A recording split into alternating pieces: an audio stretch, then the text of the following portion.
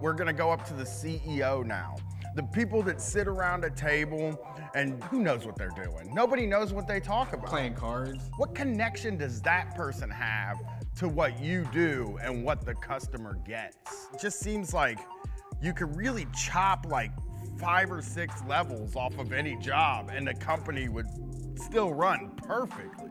Think about your job. Now imagine your manager isn't there. How much smoother would your day run? I mean, how many of you work a job where you don't even know who the fucking CEO is of the company? That means they're absolutely useless. They're parasites. They're on the top, getting most of the money, sending their kids to private school, driving the fanciest cars, and they can't make a sandwich. Every new level of hierarchy is more money coming out of your paycheck. Unions are fucking great because it's not HR. You need solidarity with the other workers. We need to use that and exercise that. You and your other workers are the most important people at that company. I mean, hell, the way I think about it, maybe you don't get a union at all and you just take the whole company away from the bosses, and that's called a co-op. For the almighty dollar, everyone's a slave. Cause what's the point of doing shit if you ain't getting paid?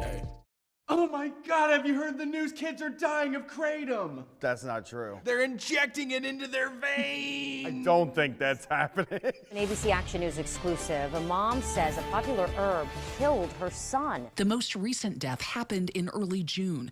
Kratom, also known as metrogenine, was one of 4 drugs blamed for his death. This was like the devil's drug. It really is just a green powder that makes people feel better. Yeah, it's a leaf. It grows from the ground, you smash it up, you make a tea out of it, you throw it down the back of your throat, you eat some capsules, and you feel better, your mind's clear. And most people that use kratom don't have access to healthcare or prescriptions or any of that regular medicine stuff. They get it from local stores or online. Let's do an example here. You're a young person, you don't understand how all this works, so let me explain this to you. When you get hurt in your older age, let's say you're 34, you work on a roof, you fall off and you crush your fucking heel, right? It's all shattered. The doctor 10, 15 years ago was like, that's fucked up, that really hurts. You're gonna need some opioids to kill that pain. And then the DEA says, no, you can't have those anymore. These doctors have to tighten up their prescriptions. And now you don't have any. You can't afford them.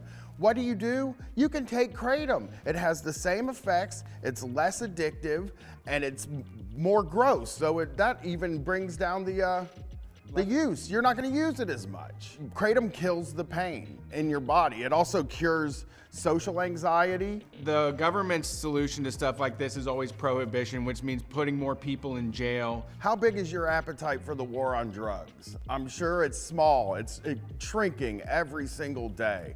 Don't let them continue it. Don't let them outlaw more stuff. Good point. Thank you.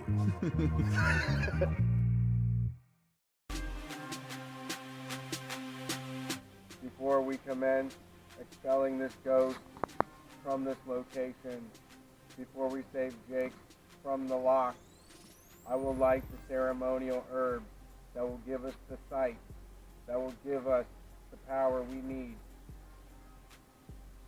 to set Jake free.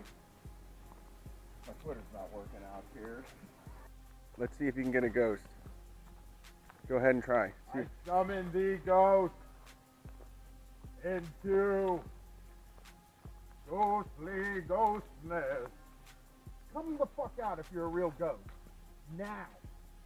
Demand it. This is how we fucking hunt ghosts. And as we've pointed out, and as we've said, there are no ghosts. So this is where the ghosts live, from what we know. And he's not home. Let me see, let me try this.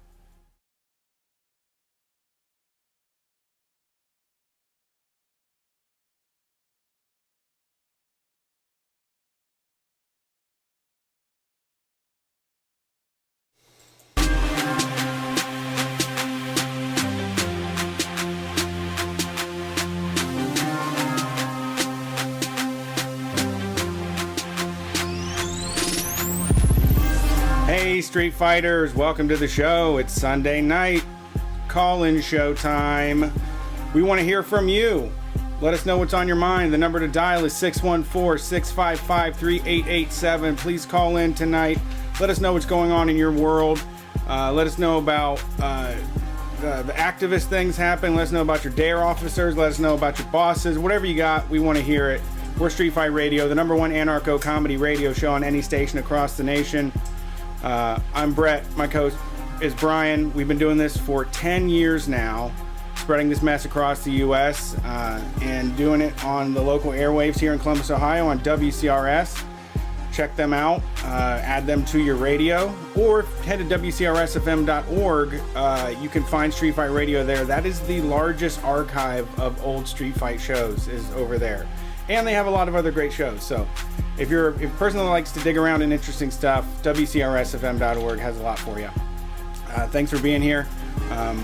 We are pushing forward. We are going to wrap up Get Motivated soon. We need to get more motivated. There's big changes still happening in my life, so that is kind of put some stuff on hold, but Means TV show is getting booked. We're going to start filming. Nick's going to be here in May, and then we're going to get that down on fucking film. So we're moving closer to Street Fight domination of everything. We're glad you're here, and if you want to support the show, head to patreon.com/streetfightradio, where you can subscribe to a monthly subscription. Subscribe to a monthly subscription and get bonus content. And just say, hey, Street Fight, I love what you do. We got to keep this whole hillbilly family in business. A lot of East Siders are depending on you. So please consider signing up at patreon.com/streetfightradio if you haven't done so already. How you doing, Brian? I'm okay. I'm a little tired today. I had a heavy panic attack last night. Right on time. Had one of the big boys. We need a bingo night. card. One of the big boys. Happened on a Saturday night. Okay. Just trying to have fun. Saturday night's all right for frighting. Yeah, yeah. Saturday Night Fright. It was crazy, man. Oh, it was a bad one. My chest started hurting. Okay. Bubbles. Gas. Bubbles, okay. And we had the worst dinner, too. Just a real bad one. A run of really unhealthy dinners there, like 5 days in a row. Okay. Yeah, that'll put a toll on you. And my chest started hurting. Pay for that. And also, throughout the week, I had noticed that my heart rate is on my watch. And I started checking it every minute or so just to see where it goes. And probably raises it a little bit too. Would be very fun. It would be smart to check that if I knew what a regular heart rate was supposed to be. But instead, I check it and say, that's too high. You just assume it's bad? Yep. Every time. Every fucking time. I check it. 70? Oh, I'm fucked. I'm dying. Yeah. That's too fast. I got to slow down. That's more than 1 a second. Yeah. And then, so when you're out on your walk, and it's, 98, 100. 100 was the number. Mm-hmm. That would then make me slow way down and walk really slow. You thought you were like playing with your life? I thought 100 was like holding a gun to your head, man. No. Until right before this podcast, when I found out that that's actually not. Yeah. For if you're active, it can be 114 and you're not dying. Yeah, I would suggest maybe take some of your TV show research that you do, which is very important work. Someone has to know all this stuff. Put a little bit in that into like exercise stuff. Yeah. Like if you get on a treadmill, it'll tell you your heart rate and what range you want to be in like immediately. Not if you don't ask it. Not if you ask it not to, which I have done. Okay. I don't like to know what's going on inside my body at all. It freaks me out. And I'm really doing bad, The not knowing is what's freaking you out. If you That's know, true. like, oh, I'm doing anaerobic exercise right now. Oxygen is refueling my blood at a rate of 120 beats per minute. Yeah. Then you have an answer. Well, I don't know how that works. I don't know what you just said. I don't know it either. That's just some of the bullshit that I've read. Yeah. I did know, but I used to wear a heart rate monitor when I worked out, and I would go to like 160 and shit. Yeah. So then I got over here and I'm talking to Brett and Jason about it, and my Okay, I've been putting off eating better for approximately 2 months. Like every week, I say next week, I'm going to eat better. And that's going to be the beginning of a whole new me. Yep. And then the next week, I don't do it. Yep. And I did that for 2 months I've been doing it. And I got up today after having this heavy heart attack, panic attack that I haven't had one of those since I was 19. The heart attack, panic attack, that Sounds like a new like menu item at Burger King. No, that was when I was 19, 20, 21 years old. That was my panic attack. Heart attack, panic attack? Yeah, it was. Oh, bro, you can feel your heart beating. You gotta, Oh, yeah. You gotta go to the hospital. I went to the hospital several times for this, over Yeah. and over again, until they finally were like, "Hey, man, you're 19, dude. So just Right. I think it's gonna be okay, And so having one this week, and I think it's a combination of a few things. One, it's the seeing the numbers on my watch. That's one. Two, DMX dying and being 50 and me being 42. Right. Was like, oh shit, I forgot people die around this age. Yeah. he lived a different life though. Yeah. So He lived a harder life. he did live a harder life than me. So it was just kind of one of those things that was like, last night I really, really, really had like the real deal kind of like, I laid down on my back, I chugged water, and I just like, I had to get my sanity back over, and it's like, people know I stay up late. I stay up till like 2, usually is going to bed early for me. And I had worn myself out so much with this panic attack that I went to bed at like 11:50. But then I got up at 11 today. So like I really kicked my own ass last night. I went for it. I took my medicine that is intended for panic attacks. It didn't work. Yeah, not for the heart attack kind, I guess. No, it doesn't work for any kind of panic attack. I've had several different kinds of panic attacks, and it hasn't worked for that. But I don't have a lot of panic attacks anymore. I have anxiety. I say there's a difference between that, because there is a low hum of anxiety that I always have, that I just am kind of like dealing with all the time. Then that's the kind most of my friends are familiar with, is my regular anxiety. But then a panic attack is that times 10. Right. And that's something basically Katie has you might have seen one. Katie's seen one where I just fucking I'm immobilized by it. Yeah. And so it's been a day. It's been a hell of a 2 days for me. My other bit of advice here then is would be, you're having a hard time coming to figure out how to eat right and what to eat and healthy food and all of that. I'm trying to. Brett, I almost hired a chef. Okay. Sorry, I didn't mean to cut you off, but I was thinking like, how much would it cost for me just to hire a personal chef? Yeah, I mean, I don't think that you should put it in somebody else's hands, because I think that you need to know the why of it. You need to know the why, and this panic attack is a good why. It's like, I'm going to eat oats for breakfast with like some super fruits or something, or have my smoothie because I don't want to have another heart attack, panic attack. Yeah. I'm going to have like a little piece of fucking salmon and sweet potato, mashed potato. I'm not going to do that. Instead, because so like when you make food for yourself, it's like you have to do it because you care about yourself, and you are worried, that you're gonna die, but you can take steps to like invest in your health to lengthen that time, and you know the why. That makes it a lot easier, and doing the research and investing the time in it is a lot of like taking care of yourself and saying like, I really want to treat myself better, I've done so much reading about how you're supposed to diet, and then I come over here tonight and I'm like, yep, I'm doing it, man. I'm on a diet. And they're like, how many calories you doing, man? And I said 1,500. And they were like, well, that's not gonna fucking work. And I thought 1,500 was 300 more than I was supposed to do. No, you'd So be I starving. was like, I'm being easy on myself with this because I don't know what calories things are. Okay. You know, and Okay. I burn over 1,000 a day. Okay. Well over. Sometimes two. I think Friday I burned 2,500 calories.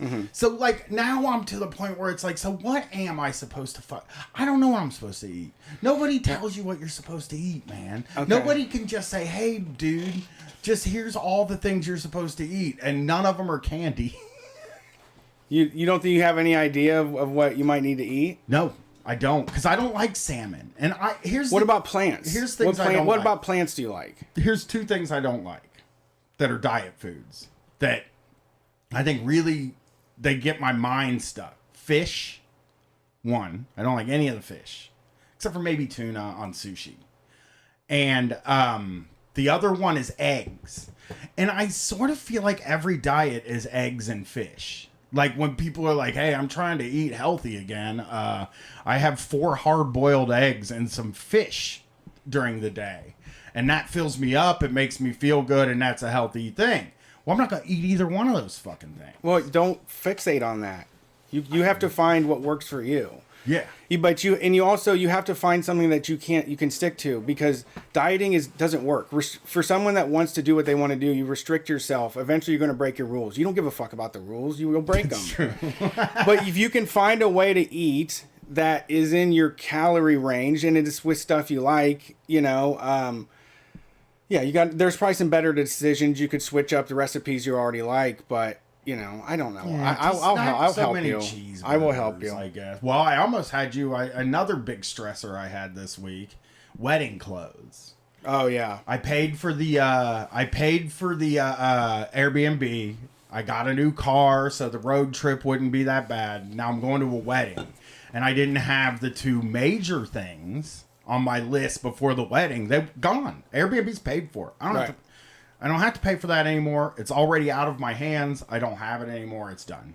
So those were the two hardest things that were going to come of this wedding until I realized it's semi-formal and I have to dress myself in a semi-formal way, which I never do. Never. And then they were like, ask Brett. And I was like, Brett doesn't like dressing up either.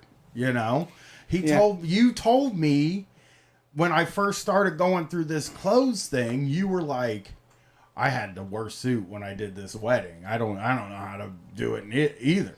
Yeah. So I figured that out on my own, by the way. I really think I like classy sartorialist type fellows out there that can dress like dandy and shit. I'm super into it, but I can't keep up with it. Like tailored fucking shirts and all of that. No, I don't got that kind of money and I don't need to be that. And yeah, wearing a fucking jacket in the summer seems fucking silly. Stupid. Yeah. So you know what I did? I got my stuff. Okay. Okay. What do you got? I went in on it. I had to do it my way. Okay. I couldn't do it the Come way original. of other people. I got a pair of jeans. Okay. They're okay. I got Naked and Famous raw denim jeans. Black? They are. I'm going to bring it over here because there's another thing I need to show you. I grew up Orthodox redneck, and if you go to a wedding or a funeral, you got to wear black jeans. They're dark. They're not black, but they're like a darker blue kind of gimmick. And this is the big. I'm wearing boots. What kind of boots? Work boots? Just regular boots? Yeah, my Iron Rangers. Those Okay. are good boots, man. You can't beat a pair of Iron Rangers. Okay. Western shirt. Wow. Mm-hmm. That's bold. Mm-hmm. Oh, I'm going to bring it over to you right now. I saw a picture of it. You saw the shirt? Yeah. Katie sent it to you? Katie showed me. That son of a bitch. Sorry. Is it a good shirt? It's a good shirt. It's a good shirt. It's a good shirt. No embroidery, right? It does have it's all real shit. Oh, I didn't see the embroidery on it. It's white embroidery. It's like piping. Yeah, piping. I meant more like. No, they said this is a good shirt to do that yourself on. You could get something embroidered on, but I didn't. I just like the shirt. I like the black. Okay. With white. And it has the shotgun sleeves, right? Yeah. The long ones? Yep. That is more formal. It is. It's buttoned up. It's got pearl buttons on it. What are you doing for the hat, Sitch? Okay. I've been thinking about this a lot. This hat that I'm wearing right now on here. What am I gonna do, dude? Tell me a hat. If you're calling in tonight and you have something to say about a hat, let me know. I don't know what to do. I don't want to wear a hat. I don't want to wear one of those hats. Straw cowboy hat. Get a black straw Stetson. That could maybe work. Yeah, just be like, ooh, mighty hot out here, and then you start fanning yourself a little bit. But then I thought about how I'm going to walk into this thing with a bunch of my old Groveport friends looking like a cowboy with the cowboy hat and the cowboy shirt and what they will think of me. Okay. And jeans. I'm wearing jeans. I'm just going to walk in there and fucking look like the Marlboro Man. That's not who they remember me as. I was a hip-hop guy. Well, you know, the cool heavy metal hip-hop guy. I've always believed, come as you are. Dress however you want. It really doesn't fucking matter. They should. Most people are going to do something, but you can do whatever you want. I'm looking up black straw Stetson now, though, because I might wear that, but I think that they will, I think they'll think I'm making a joke. You know what I mean? Like, this motherfucker's joking around. I do like dress pants with a button-up shirt. When you roll it up 3/4, like, you look like you're about to close deals or, like, run the table at fucking pool or something. Like, I prefer that to having a jacket on. Yeah. I mean, I do want to wear a cowboy hat. A little bit. I thought, because that was the problem. Is it a cosplay wedding? Semi-formal hats, right? Yeah. I was like, what's a semi-formal hat? And it was all like fedora, trilby. Yep. And I was just like, I can't. Listen, nobody from the internet is going to see me at this wedding. That is a fact. But get a Kangol. Get one of those like Climacool Kangols that have the holes in them. They're made for like hot weather. It would look goofy with the Western shirt, though. Yeah. I think you got to go the whole... I mean, you got to be confident, man. Well, that's one thing I'm not. Uh-oh. Yeah. Maybe I'll get a straw cowboy hat. I don't know yet. I just know that if I walk in there with I might as well just get spurs and a lasso to put on my belt loop too. I thought about getting a belt buckle though. No bullshit. I was like, I'm just getting a nice fucking belt buckle with like guns. This is you're doing like you're coming up with a new character when you leave town. Like this a whole new Brian. Well, no. You're just gonna saunter in there, you know, bow-legged as hell.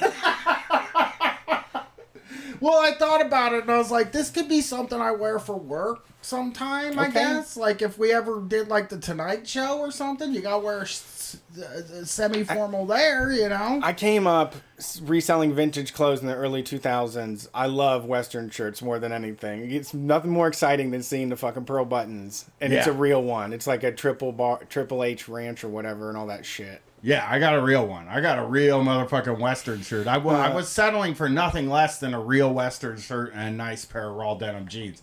Because, here's how I got there. Let me tell you how I got there real quick.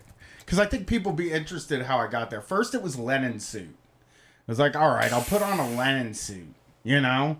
I'll rent it, maybe, if they rent suits. Yeah. I don't know if they do that. Yeah, you could. But I was like, I'll rent a linen suit. I'll fucking pop that on. I'll go. And then I was like, I don't look good in a suit. I've seen it before. It looks bad.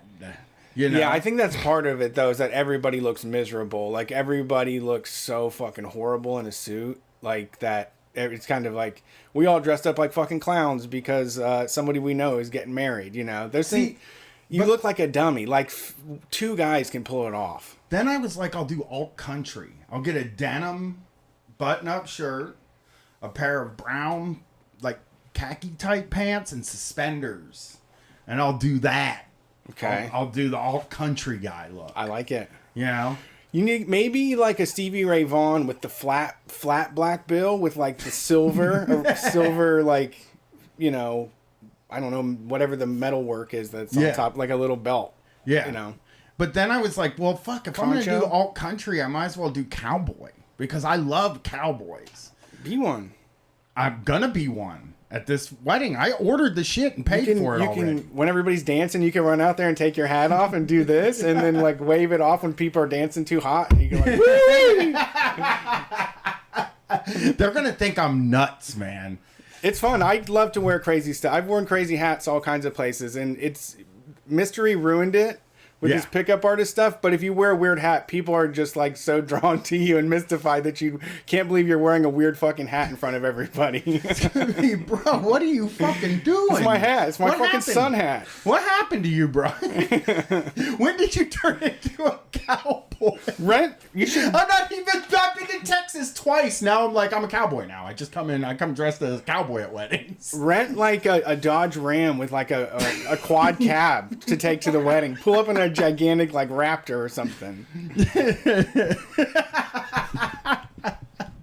I should fucking just go full cowboy at the wedding. Yeah. Like, I reckon. You say I reckon a lot? Yeah. I reckon it's a good wedding. Are we going to be doing any line dances tonight? Pert near. Are we gonna? Because like maybe I'll do the electric slide when they do that. Oh yeah. Just because cowboys love that fucking shit. And you can put your thumbs in your belt hook and just get your shit kickers going. Yeah, I could try that. I could. I almost bought cowboy boots in Texas until I found out how much cowboy boots cost. They're intense. I mean, like, they cost more than the Iron Rangers, which to me was like a fucking life savings type expenditure buying those things. I'm gonna save up, and when we go to Texas next time, I'm getting the take of us. I'm gonna get them at the place. Yeah. Yeah. I mean, cowboy boots are cool as fuck, dude. I found a $45 Stetson. Okay. From the Boot Barn, and it's straw, and it's black, so I would look like a villain. Okay. You know what? Maybe I'll get a fucking cowboy hat, dude. Maybe I'll just... Do they come in the same sizes as baseball caps? Oh, Jesus. Yeah. Small, medium, large, XL. Oh, they might have an elastic band in it. Damn it. I'll never be able to figure out my size in cowboy hats. But you're right, dude. I should just fucking be a new guy, you know? I should just be like, you know how I do a podcast and that's my job? I'm in the entertainment business. I'm a cowboy now. I do like a cowboy podcast. We talk about cowboy issues. Yeah. Eat a ton of salad. Just start eating healthy. You know, be the person you want to be. Yeah. We're talking about cowboy issues on the air. I eat Indian food, so I'm like I'm a hard to explain cowboy. You know. Yeah, you're a cosmopolitan cowboy. Yeah. I'm a rhinestone cowboy. Yeah, not yet.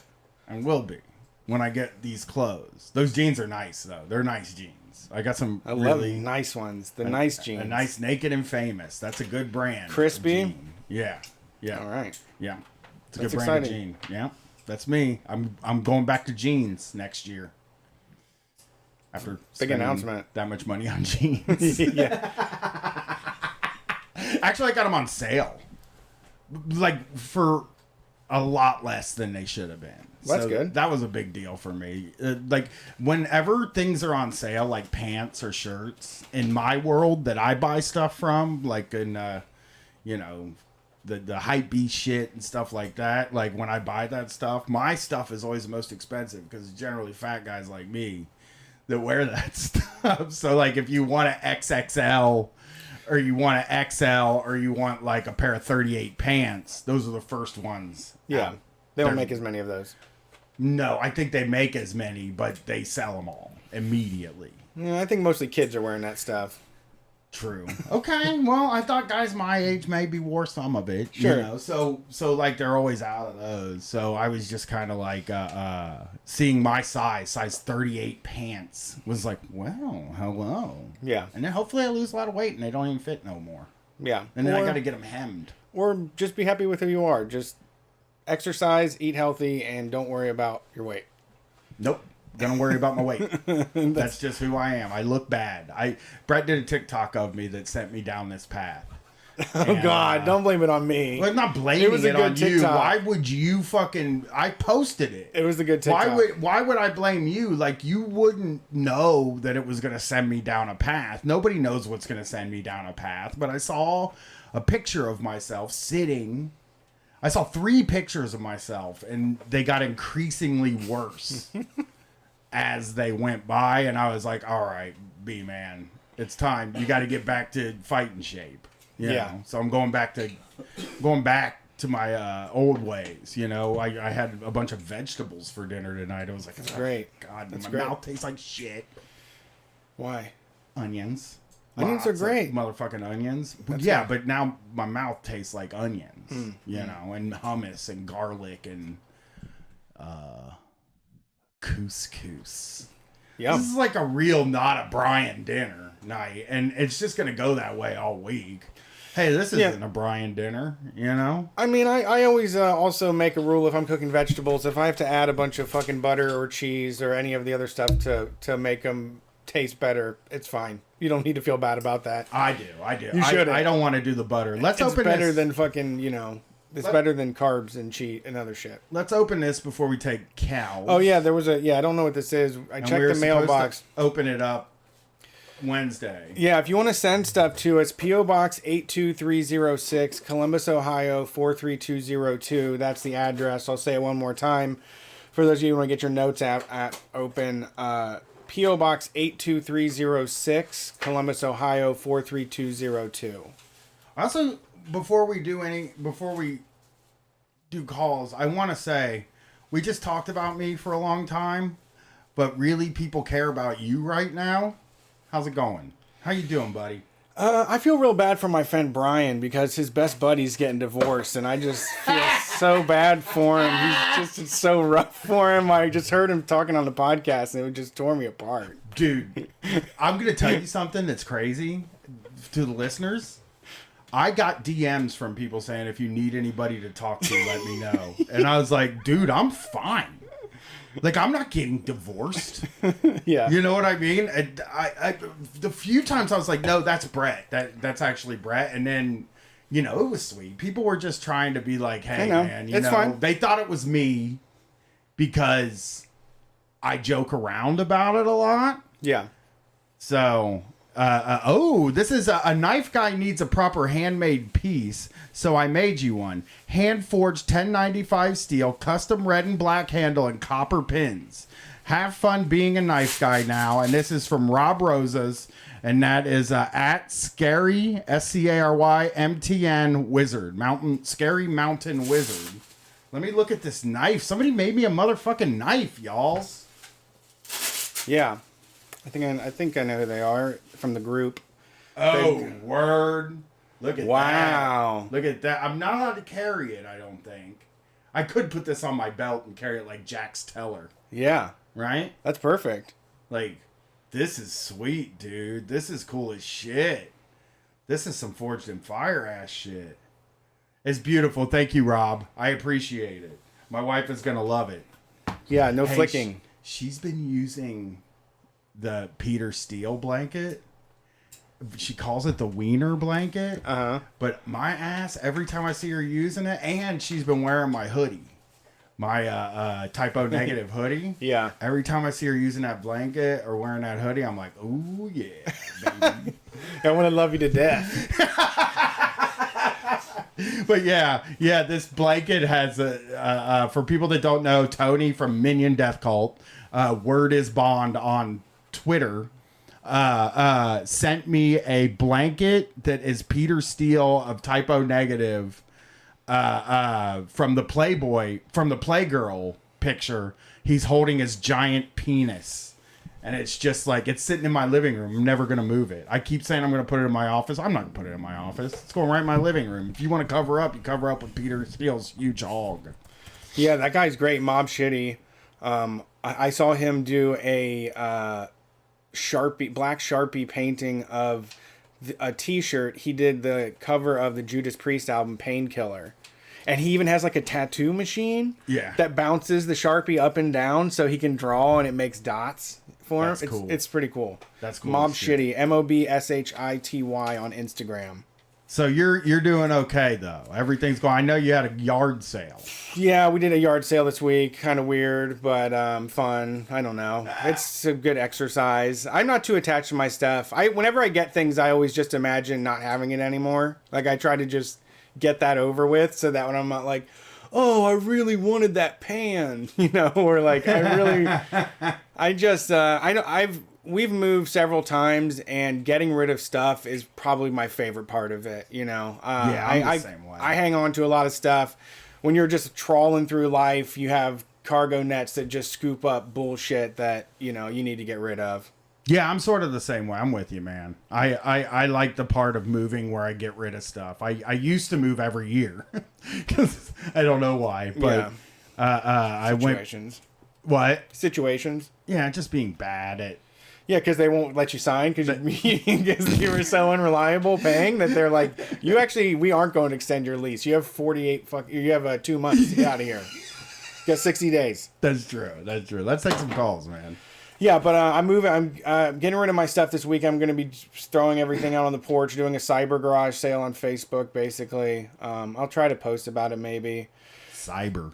Yeah, but I watched the Formula E race, which was pretty good, except for that it ended in a bullshit ass way, Mickey Mouse way. And then WrestleMania was fucking great, so I watched that. But I've mostly been This guy watching WrestleMania. I've been not wanting to move. I'm waiting till this week, and then I can finally start doing things without having to worry about my situation, you know. Yeah, I did not watch. This is the difference here. I did not watch WrestleMania. I watched some woman's show this week with the wife and daughter about a tech billionaire. Cool. That implants a chip in his wife's head so that he can see what she sees. Weird. And she runs away. And I watched that instead of WrestleMania. So I kind of wish I was watching WrestleMania. Smarty pants. Well, if you want to see some great women in action, Sasha Banks, absolutely already a legend of wrestling. In the last 10 years, she's a fucking top 5 wrestler.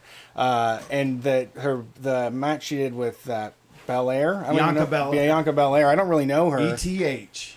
The fucking match was so good. I recommend everybody watch it. I have Peacock already because that's where IMSA is on there and Indy Racing is on there, and that's why you have it. Yeah. I never got it.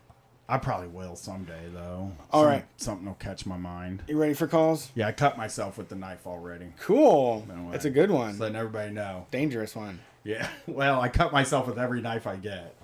Thanks for calling Street Fight. Who are we talking to tonight? Hello. Hey, hello. Turn it up. Yeah, crank her up. Hello? Hello? Hey, who's this? Oh, am I on? You're on. Sure That's are. you. Oh, hi. I wasn't expecting to go so soon. This is Molly in New York. Hey, Molly, what's up? Hey, long time, first time.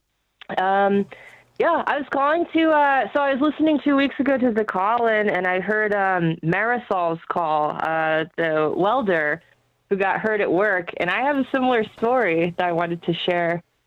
Sure, absolutely. I'm also a welder. Oh, cool. Yeah, okay, Man. So many cool welders listen to our show. Yeah, so here's my tale of woe.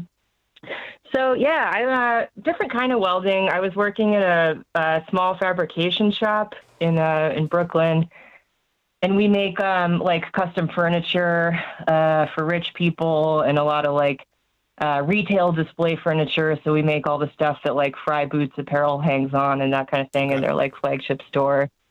Okay. Yeah, on it was on March 11th of last year of 2020.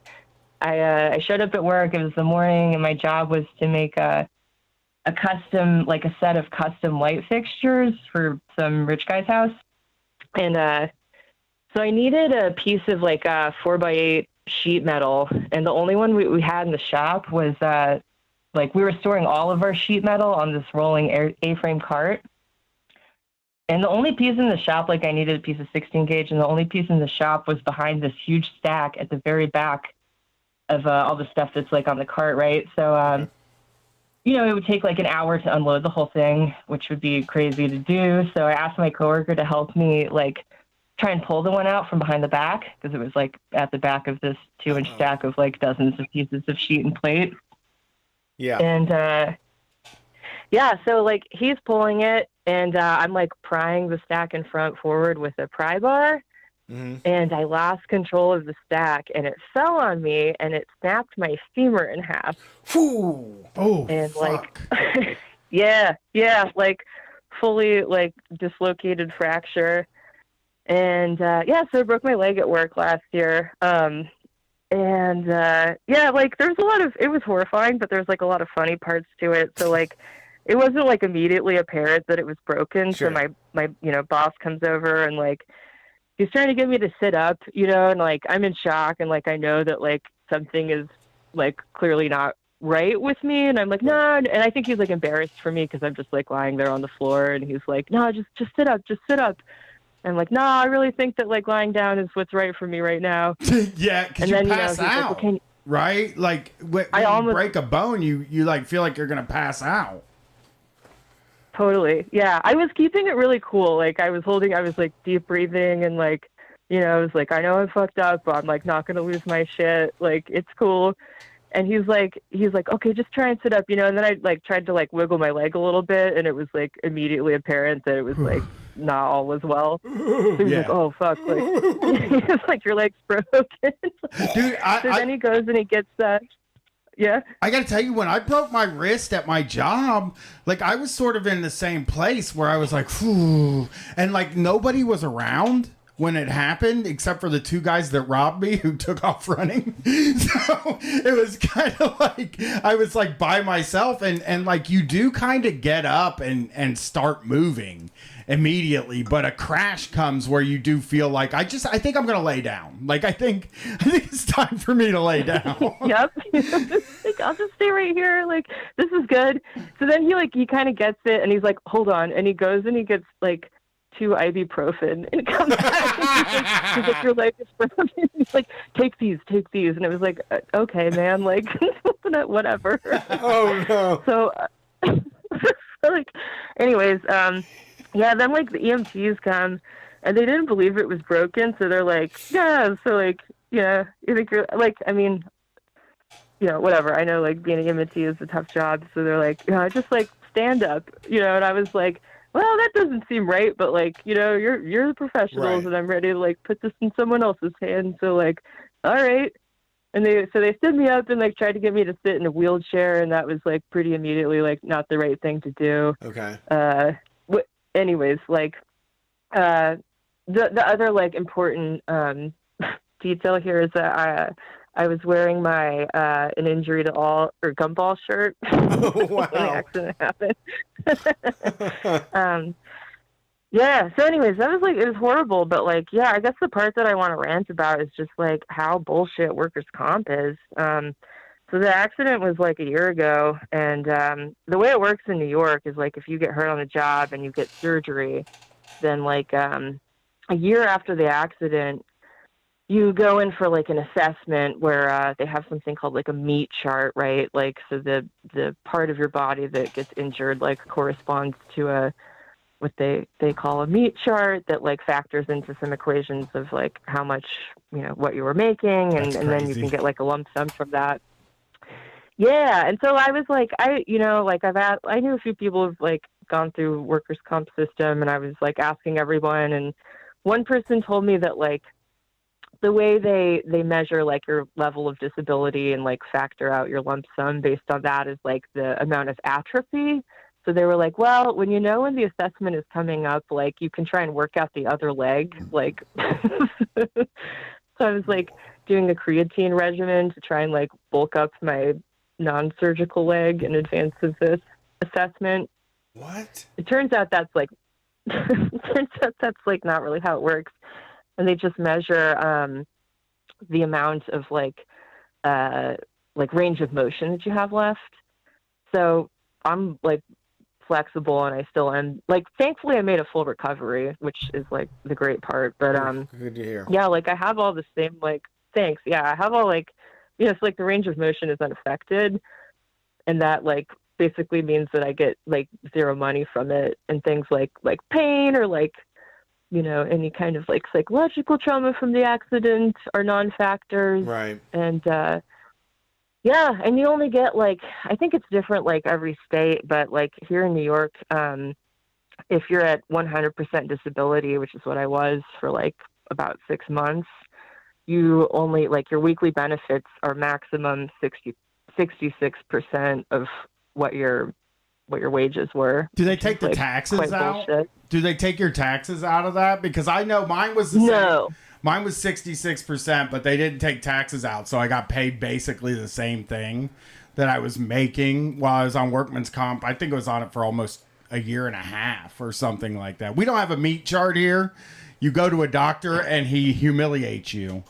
And You go to a doctor every 6 months. He humiliates you, and then you leave. Okay. Yeah. I think I got lucky and I got a good, like, my surgeon was really pretty cool. He used to be in the Carpenters Union. He was like an older guy. So it was like, he was like, well, you know, we're going to like put a rod in here and 2 screws like on both ends to keep it from rotating. Like, you're a welder, so like you understand. Like, oh, yeah, like that makes sense. Yeah, and he did a good job, you know. He like, yeah, they actually put the 2 pieces back into one. What they do here is like they will trust you up to a point, and then you get to a point where they have to do an assessment, and that assessment ends up being the what am I trying to say here? That assessment ends up being from a doctor who does not care very much.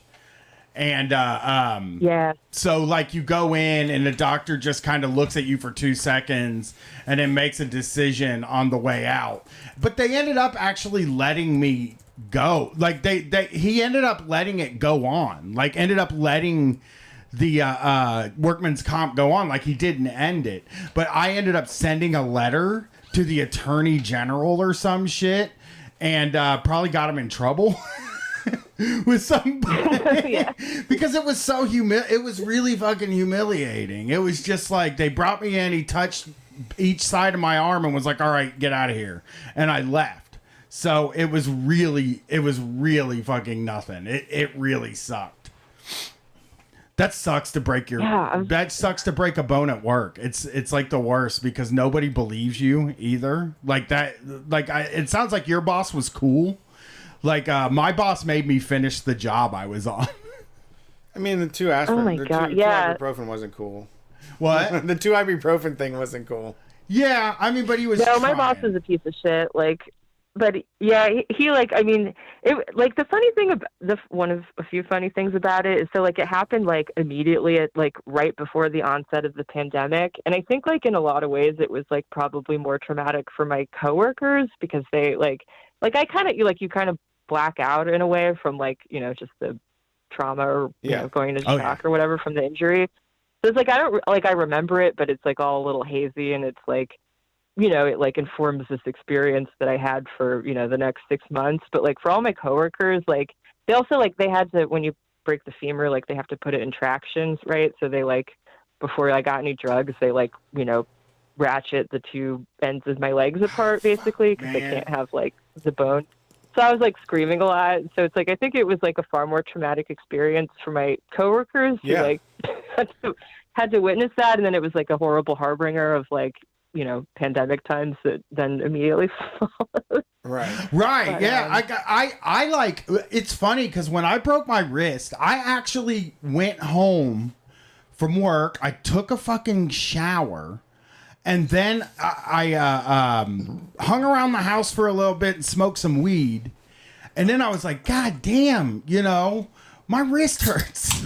And I was like, it still hurts. And I called like my brother and I was like, dude, my fucking wrist still hurts. Like I told him what had happened. And he goes, oh, that sounds like something. And then I called my other friend and he was like, you know, can you move it? And I said, not really. No, can't be moved. And he was like, you should go to the doctor. So me being Brian walked to the emergency room that was with my arm above my head.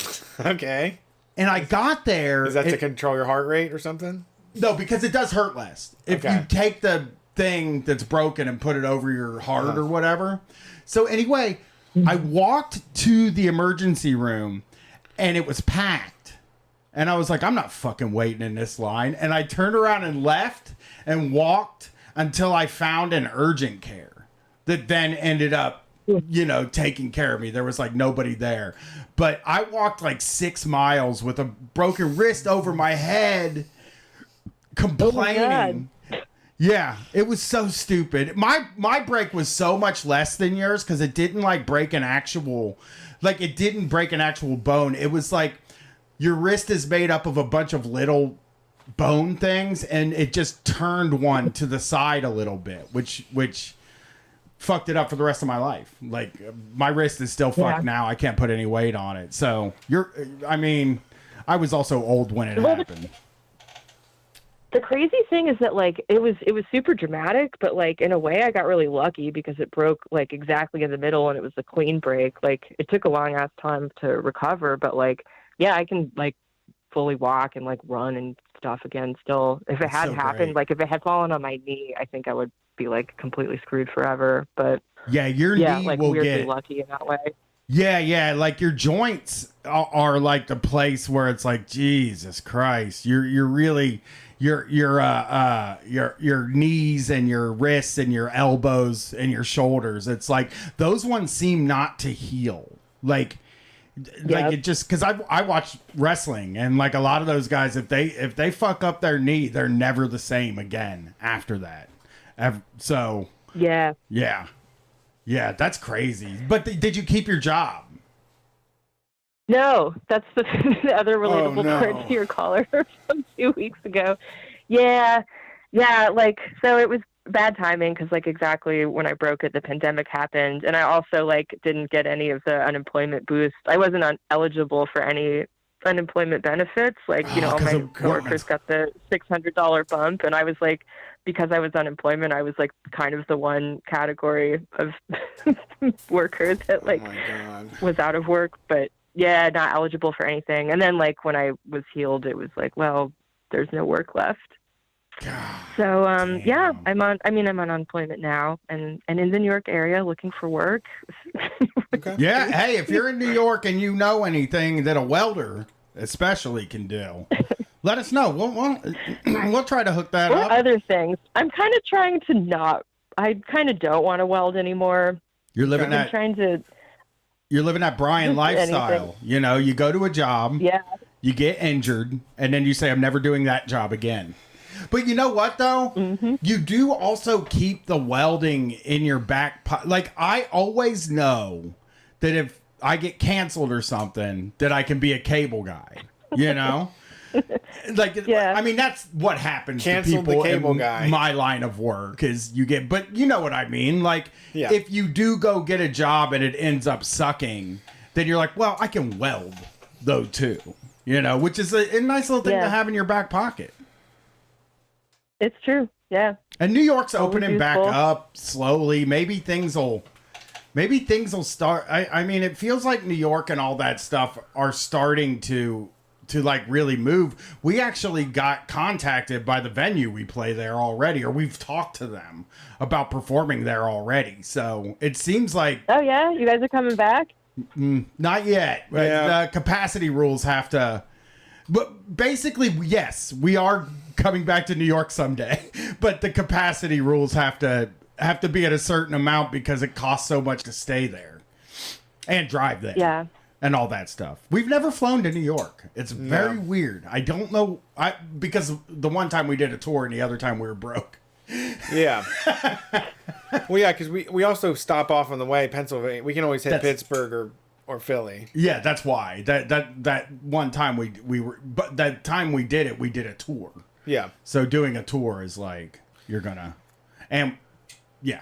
But yeah, we'll be there. We're going to be in New York. I don't know when. I would venture to guess, but I remember in March of 2020, I said, I can't imagine we're not going to do any live shows before the end of the year, but I can't imagine we're not going to get to New York in 2021. But again, I hope so. Yeah, I've seen you guys in New York. I brought all my coworkers actually from the job, and we saw, I think, I don't know, Littlefield or something. Yep. Yeah, we love that place. They're the nicest to us. Yeah. Of all the venues we play, it's probably them and the place in Seattle that, like, oh yeah, Clock Out. That's what it's called. Yeah, that place and there are the places I think that we have our best relationship. Very easy to work with, yeah. Yeah, I like just Julie a lot. Easy to deal with, yeah. But thanks for calling. Good luck finding a job. Is there something you want to boost if somebody can get a hold of you for a job, or you can always if we can figure it out.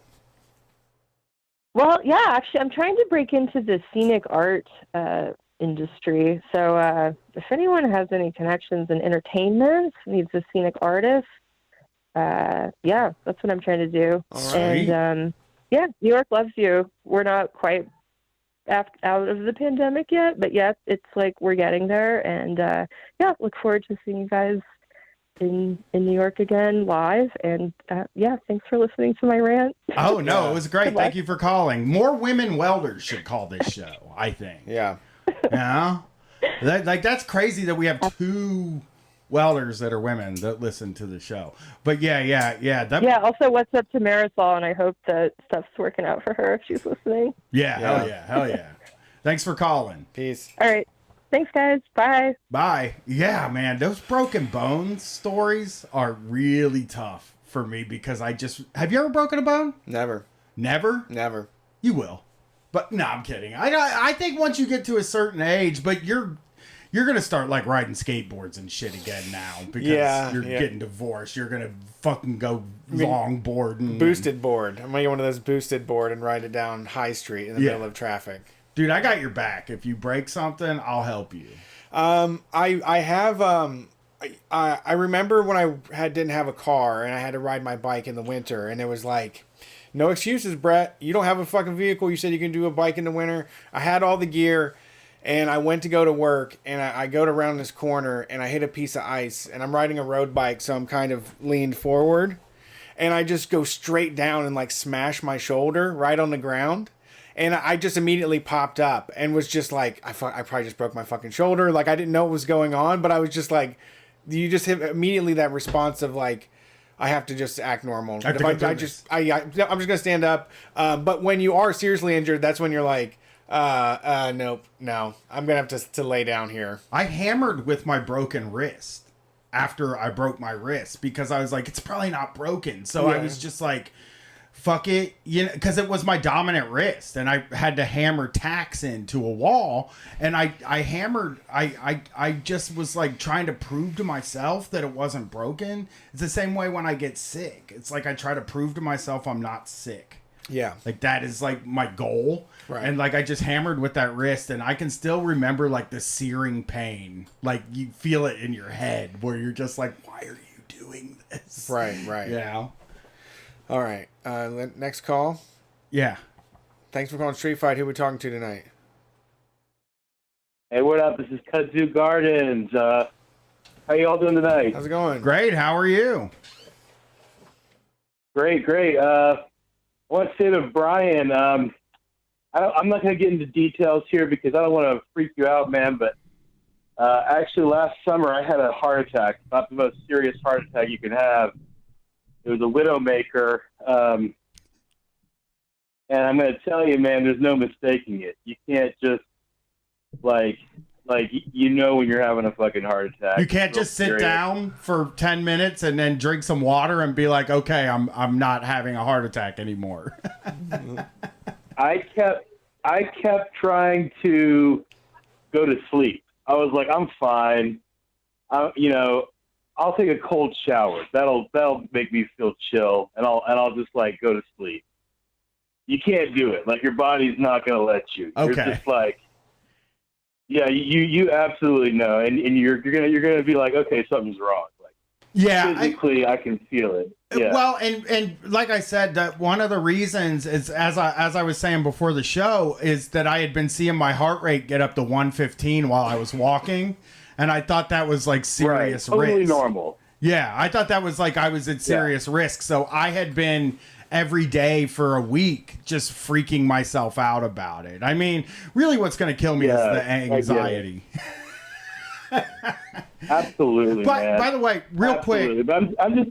Real quick, I just 1 second. I will get back to you in 1 second. Somebody in the chat, because I can see the chat from my seat, asked how I JO'd when I broke my dominant wrist. You'd be surprised at how much you can figure out. You know what I mean? Like you can be pretty ambidextrous JOing. Sure. I bowled with that wrist, but anyway. Back to the call. I just wanted to let you know that you can JO with your non-dominant wrist. It's not wrist. That's not that hard. That's great. It's a good mental exercise. You should try brushing your teeth with your left hand too, or your non-dominant hand. It switches up, creates new neurons. I've tried to become ambidextrous. Yeah. Have you ever tried to become ambidextrous? Yeah, I wasn't joking there. You have done it? Yeah, I brush my teeth with my left hand a lot of times, or I'll try to write stuff with my left hand, or just try to cut things with my left hand. Yeah, I try to be ambidextrous because I wanted to be like well-rounded. That's don't think that's that was like means. But I mean that was like my thing. It was like I can do the same shit with both hands. It's like the limitless pill. I'm well-rounded. I can do paddleball with my right hand and then with my left. You know what I mean, though, where you're just like, I'm a well-rounded person. I can do everything with one hand that I can do with the other hand. No, you know? that's I'm not only well-rounded. one half-handed. I mean, most people are one-handed, and that's fine. No, that's called one half-handed. Okay, is what they call that, and that's not well-rounded in your opinion. If you have a dominant hand, you're not well-rounded. I'm not trying to insult most people because Everybody. I'm not well-rounded, but yeah. Okay. That's well-rounded, both hands. If you say so. Well, cards too. Brian, I play with it cards sounds with like both hands. Sorry, go ahead. Brian, it sounds like you really overcame that situation. So I did. Well done. But are you okay now? Are you doing better now? Yeah, I quit smoking cigarettes. I still smoke weed. I mean, I'm only 36, man. It was a big life-changing moment. You know, I'm trying to eat better, and you know, I don't do any like crazy drugs anymore. The only thing I do is weed and occasionally some acid. And then that's about it, man. I'm on like about 7 medications now, and trying to get my health in check. So it's tough, man. It's a hard thing to do. Good luck, man. I'm trying to do the same thing. For just because I had a panic attack about it. Right. I'm trying to head it off at the pass. Yeah. Well, I'm calling in with some landlord troubles, man. What's going on? In December, my shitty landlord back in December, you know, he sent like pictures of me at that protest to my partner and was like, you know, making us think about it. Well, I started canvassing other tenants of his, and one of the folks ended up. It turns out that he was renting a property illegally. He had a bunch of code complaints on this one property that was rented to somebody. He wasn't even supposed to be renting it to him. So he's in a whole bunch of trouble for that. But he called me up on Tuesday and was like, "Hey, are you talking to my tenants?" And, you know, I kind of cut him off. I was just like, man, you know, I was like, it is my right to be. First of all, I said, what are you doing, man? Are you calling your tenants to see if they're talking? You know, because that seems like a psycho thing to do. It's weird. And I was like, well, yeah, it's weird. I mean, it's very paranoid. So I was like, well, it's my right to talk to other tenants. And in fact, it's my right to form a tenants union. And anyway, we got into it back and forth. I didn't cuss or anything at him. Good. But, like, it was the first time I really stood up to him. It's like, hey, man, fuck you. You can't treat people this way. And he gave me 30 days. I mean, he gave me a verbal 30 days. I don't know if that's to get out the real deal or not. I haven't got anything in paperwork, but he's like, yeah, you got to get out in 30 days. So we'll see, man. I kind of really, like, I'm wanting to fight it, you know, like legally and like in the social media sphere, you know, just kind of like show what a piece of shit slumlord he is. That's why I don't know about where you're from. In Columbus, I do. I know that they have to give you paperwork. You can't kick somebody out in 30 days. That I think is impossible throughout the whole country. It's just they can give you a 30 days to leave the premises warning, but they still have to go to court. And like it takes like, and at least in Columbus, it takes 90 days approximately to get evicted from a place. So if your lease is up, if your lease is up, that might be an issue. You know, like if your lease is up in 30 days. Month to month.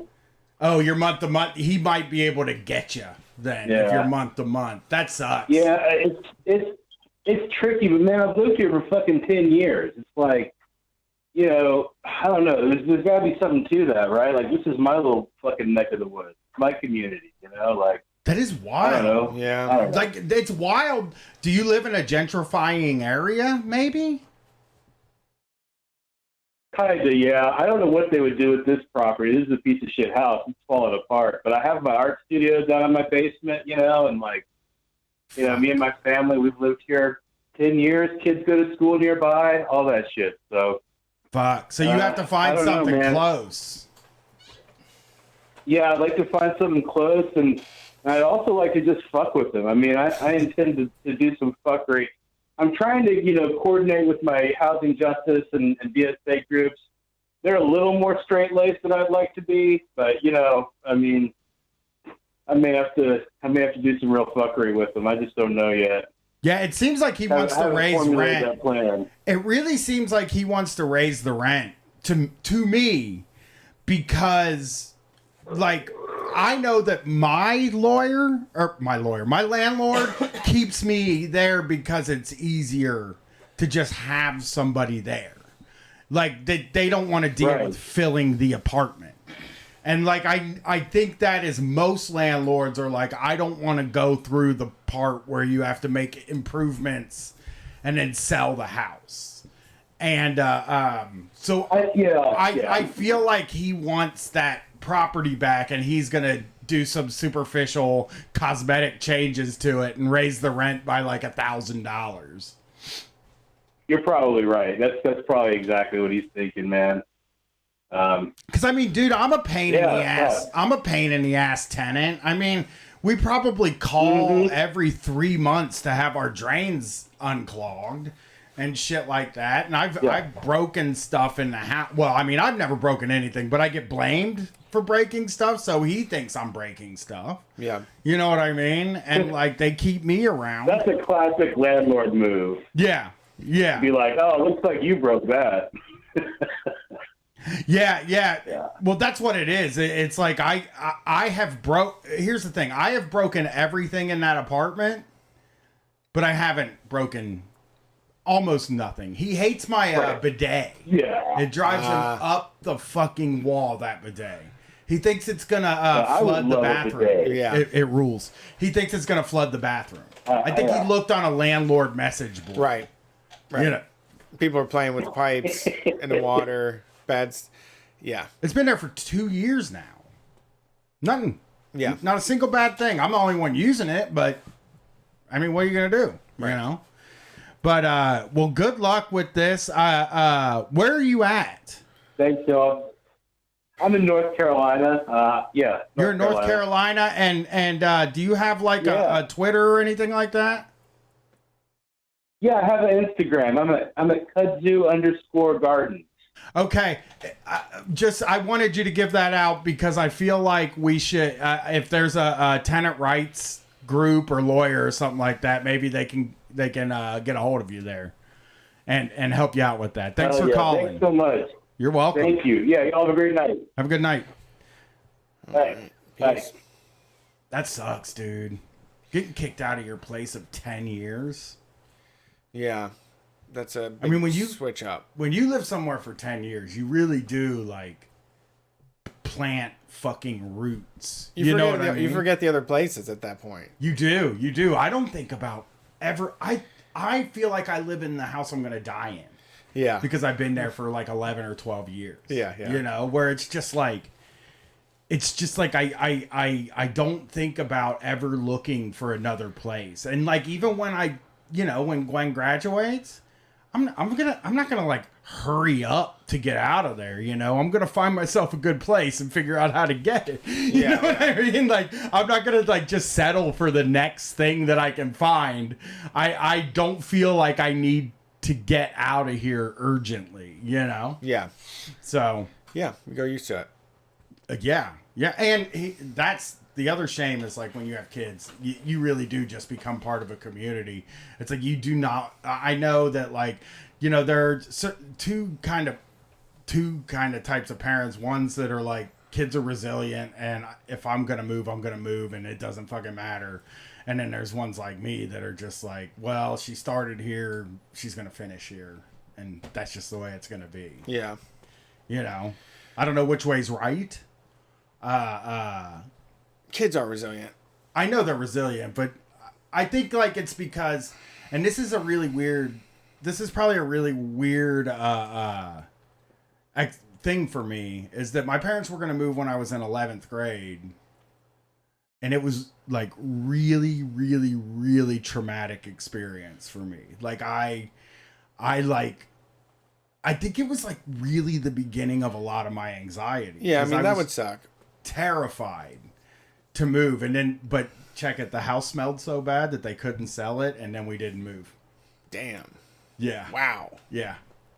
Fuck. Yep. Dogs, bro. That's why I don't have dogs, man. Wow. For real, they couldn't get rid of it because the smell brought down the price so much that people were just like, I ain't fucking moving in there. You know what I mean? Everything's saturated in dog They let slobber. those dogs fucking swim in the pool and then let them come in the house and just shake off. And it was just like, so the house would like look very clean. Like it did look like we kept a clean house, but it smelled so bad. So bad that Jason had like several pounds of marijuana in the basement and my parents didn't smell it. Yeah. Yeah, okay.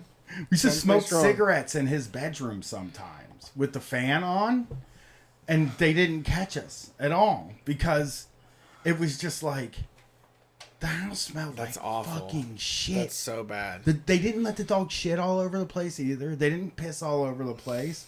It was just they didn't wash those dogs enough, man. Yeah. Chased me away from dogs forever. Yeah, scarred you for life. It did. You know how I feel about having dogs. Yeah. It's just like, there's never gonna be a dog in my house. If my wife could be like, I will leave you if we don't get a dog, and I'll be like, well, you know who you married. You know what I mean? Like, they call me a cowboy. you married a fucking cowboy. Okay. Yeah. All right.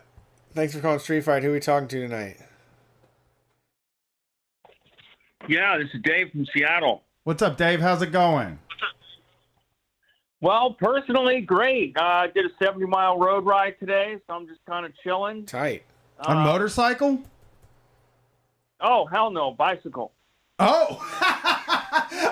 It's funny that I can't even imagine somebody going 70 miles on a bike. And also, in all honesty, 70 miles on a motorcycle doesn't even seem like that much. No, that's nothing. 70 miles, huh? Yeah, that's a big one. How long does that take?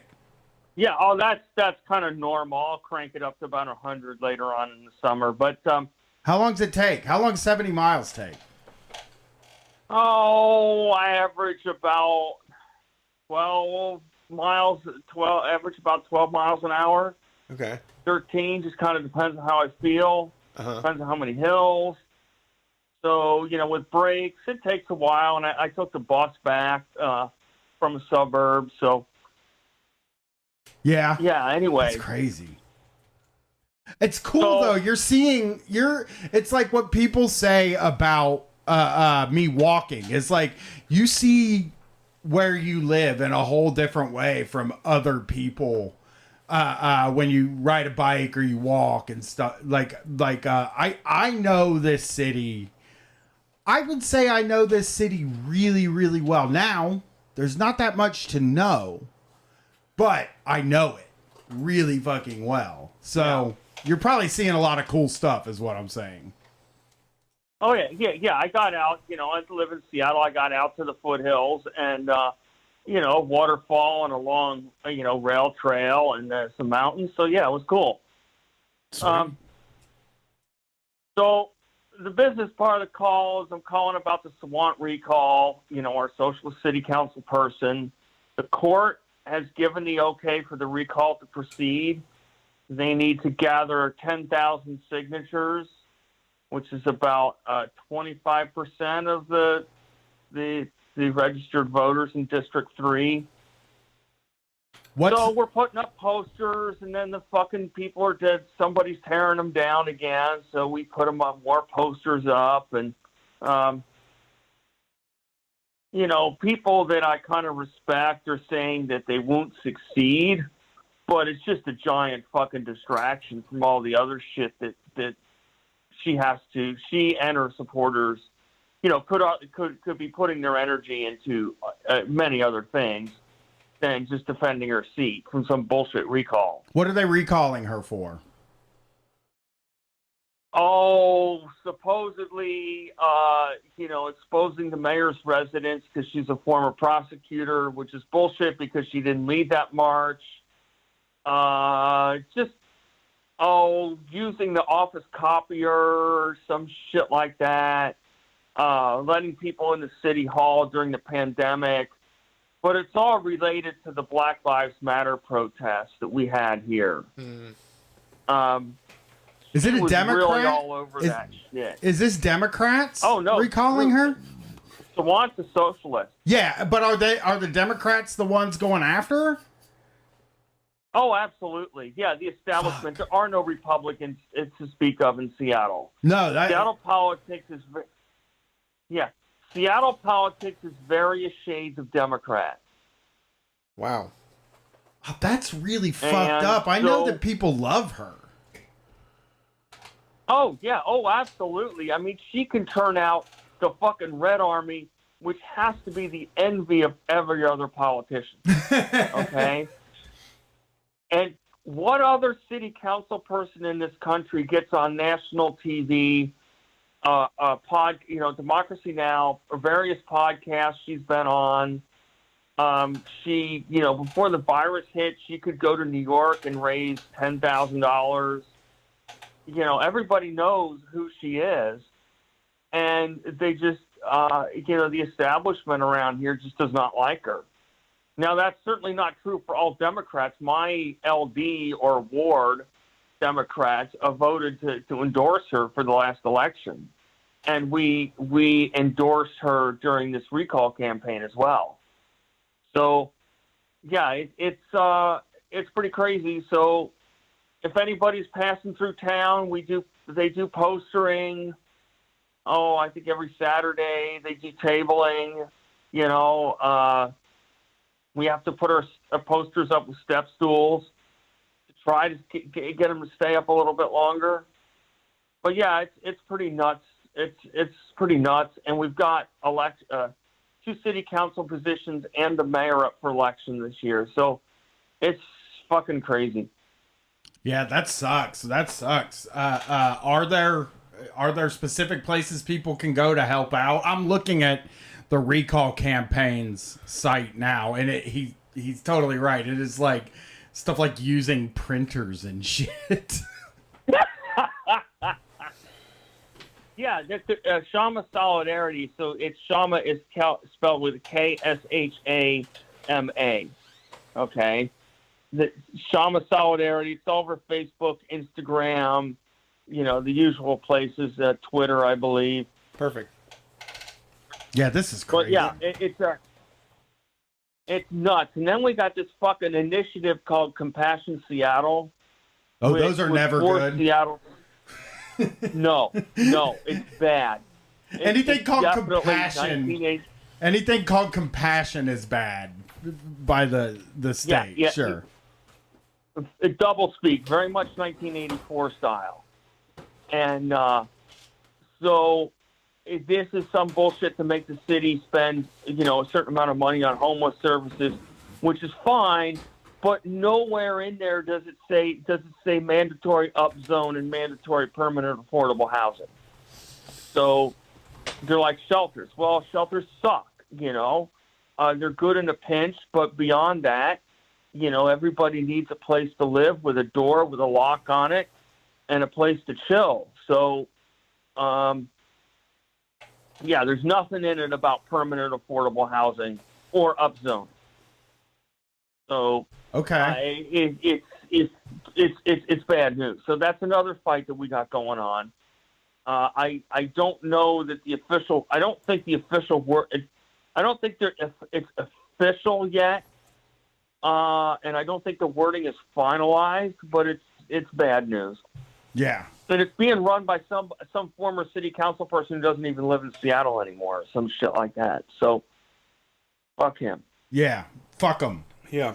Well, thanks for calling in, and hopefully, you know, it seems like a tall order to get 10,000 signatures on a petition that are in one council member's district. So hopefully, you know, they're not able to pull it off, but you know, they'll do anything they can. I mean, the Democrats will do anything to pull that off. Well, yeah, the Democrats and the business establishment will do. I don't know. I think that some of this other city council members are going to say, "Oh fuck, this could happen to me too." Mm-hmm. So they're probably. I don't. You know, that's my feeling. I don't know their position. I need to talk to somebody who would know and find out. But one thing, just before I go, one crazy thing that they did. The forces of evil sent out this mailer to everybody in the district, and it had, we're a diverse group of people supporting the Recall Shama campaign, and there's this picture of a diverse group of people, and you'll never guess what happened when somebody did a reverse image search on it. It's a fucking stock photo. Of course. It's always a stock photo. Stock photo. Yeah. So yeah. it was a joke. People were having a good time with it on Twitter. Yeah. Well, thanks for calling in. Yeah, thanks for calling in. This is crazy. This is a wild story. Keep us posted on this. Oh yeah. It's going to drag on. Now I don't know all the particulars, and I don't know how it's going to go down. My feeling is there's probably going to be some court issues about when the actual election is going to happen, but because the recall can't happen during the regular elections, and so the thinking I heard is that the recall will happen in the election. It'll be a special election sometime in January. Okay. Yeah. So I don't, you know, it's all really fuzzy to me, and I will try to find out more in the next month or so as things become clear, and I talk to some sources that I have. And see what the latest is. All right. Thanks for calling in. All right. Oh yeah. You guys run a pretty good show. I listen most Sunday evenings. Just depends on what's going on. So great. All right. Thank you. Appreciate it. Talk to you later. Have a good night. Bye. This sucks that they're doing. This is really wild. That like it looks like tech industry people. And people like that are pushing for this. So, right. She's one of the good ones. She's trying. She's trying to do the real thing. She brought the $15 an hour minimum wage. Seattle was one of the first places that did it, you know? Yeah. All right, one more call, I think, before break. Thanks for calling Street Fight. Who are we talking to tonight? Hey, what's up? This is Andy from Los Angeles. What's up, Andy? How's it going out there in L.A., La La Land? La La Land, what's up? Yeah, going pretty good. Just kind of sitting in bed, recovering from getting a vasectomy, which is pretty cool. Oh, thought about doing that, but it's scary, so I probably won't. A what? A vasectomy. Cool. I thought about doing it. I really thought about it, but I'm scared because they don't put you to sleep for that shit. Like, that's what I know. Is they won't put you to fucking sleep for it, but they're messing with your beans, you know? Right. Yeah. Yo, I will tell you that was my sentiment exactly. I was incredibly nervous about it. Just bring a Nintendo Switch. They're fucking gonna be playing with my balls. I'll tell you a quick one. When I had my kidney stone, they put a stint. They call it a stint in my tubes. Okay. By my kidney to hold it open. It's like an extra tube, and it's just like so it doesn't collapse because I had this stone for so long, right? And I had to go get the stent taken out because it didn't dissolve. It wasn't supposed to dissolve. They have to take it out. And I got there and I laid down and they pulled my pee-pee out, which was really shriveled up because I was scared. Okay. Shit list. It was tiny. Okay. And they like put like they pulled my pants. They put a little bit around. Grab the tweezers. Yeah, and I told him like it's usually bigger than this. Like I said that? No, but I should have. I should have told the nurse like, hey, you know, I could get chubbed up real quick, and it, you know. But anyway, I'm a grower, not a shower. Yeah. So anyway, she like was like, all right, it's gonna be real quick. You're just gonna feel a quick, like, it's gonna feel like you have to pee real bad. Okay. But then she pulled out this fucking thing, dude, that was like 3 feet long. It looked like it was so fucking long, and it sprayed water, and she just jammed it in there through the hole up to my tubes, and then pulled the fucking stent out, and it didn't hurt as bad as you might expect it to hurt, right? It was kind of like, okay, like I thought that was going to be much worse. It's kind of okay. And it didn't hurt that bad. It just felt like a really hard pee, kind of. And I fucking was like, okay. She was like, are you all right? And I'm like, yeah, it's over, you know. And I got up and I fainted in the hallway. Like I walked out the door and I just all the stuff was going on, you know, and I just fucking straight up fainted, fell. I have a bigger pee-pee. I swear I have a bigger pee-pee. You're going against the walls and shit.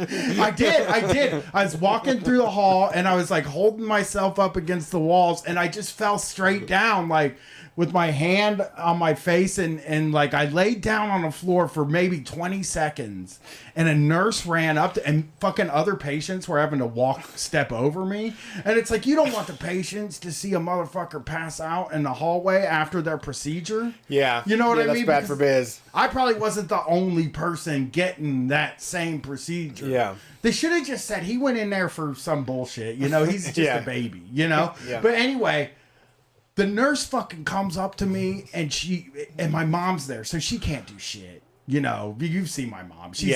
My mom's not like strong or anything. She came and like helped me up or anything. And this fucking nurse comes up to me and smelling salts my ass. Ooh. And it's like, fucking, you can't lay here. Get up. And I fucking had to get up and like kind of get to the chair, and I just sat in a chair for like 15 minutes. And I just like was just sitting there. I was like, I don't know, man. That was a really long thing. That was like that thing. I was so freaked about the whole thing. And then I thought about it later on, and I was like, you know, if they like took a thing that long and like stuck it in your mouth, it would be like really uncomfortable, but you probably wouldn't like pass out. Yeah. You know, you would just be like, oh, that, or if they like, you know, just if they stuck it somewhere else. Right. I probably wouldn't have fucking passed out, but because of where they were doing it. And that is why no vasectomy for me. Because I'll pass out, dude. If they're cutting down there. Sawing. They don't saw they down saw. there. They use a scalpel. And my fucking uncle got it done. And like I had to ride with him to do his car hauler thing. He drove a car hauler truck, and I had to help him, like put the ramps out and shit like that for him, because he couldn't stretch the old legs because of stitches. So so is it as bad as I think it is, or am I just a baby?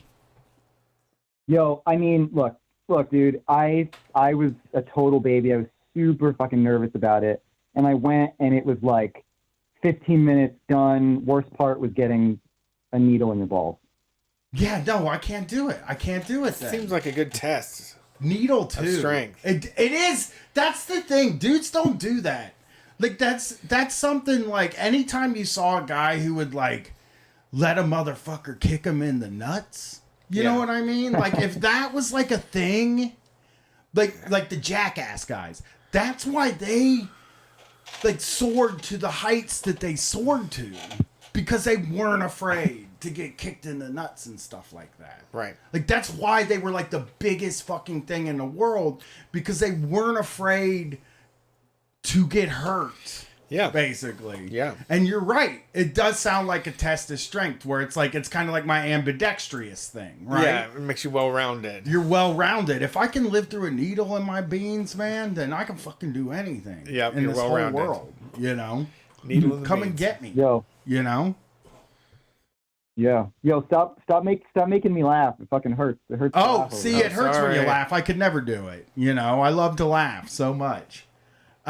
Kick your feet up on the lazy boy. Watch some sports. Take some painkillers that they probably only give you 1.5 now. No, dude, no painkillers. I didn't get anything. Ooh. Whoa. That is really fucked Interesting. up. That actually just hit me harder than anything you've said. Anything that's been said on this whole show, that hit me hard. Now, I mean, like, when I had thought about getting it, I was like, well, I'll probably get, like, some Vicodin when I'm done, so that'd be something, you know? Yeah. But you don't even get that. You don't get nothing, dude. Nothing. Except for They you say can't... ibuprofen, whatever. Yeah. Except for They you just say- can't get your significant other or other people pregnant, which that seems like, I mean, a huge thing for me would be big. Yeah. You know? Yeah. Big. To not have that going through my head, you know? Yeah. Or could use a condom. To be very weird, though. Be very weird Yuck. to be married for this long and then start doing that. Yeah. So what's up? I got two possible stories. One, regarding getting during something funny that happened during a COVID test this past summer, and two, sort of like a small business tyrant story from a long time ago when I got fired because of Facebook. Oh man, I like both of these. Actually, let's hear. Okay, here's the deal. I want to hear why you got fired because of Facebook, but I might have to hear the COVID test because I had a COVID test and it wasn't that big of a deal.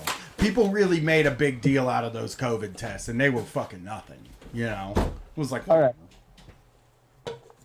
right. Well, I'll start with the Facebook story. So 2006, I have my first job, and I just had graduated for a little while earlier from being with a computer science degree. So it was my first software developer job or whatever, right? And I'm living in Connecticut, near where I went to school, in this stupid town near the University of Connecticut. And I was just knew I was going to move to Boston a little while later with some friends. So I was like, okay, I'll get a job. It's not going to be a great job, but I'll bank some money. So anyway, I'm at this job. I am by far the youngest person at this job. I was 23, and the next person is 30 or whatever, and then the next person beyond that is in the 40s, right? So okay. I'm I already feel weird. First day, I feel really strange. I'm I don't belong there, right?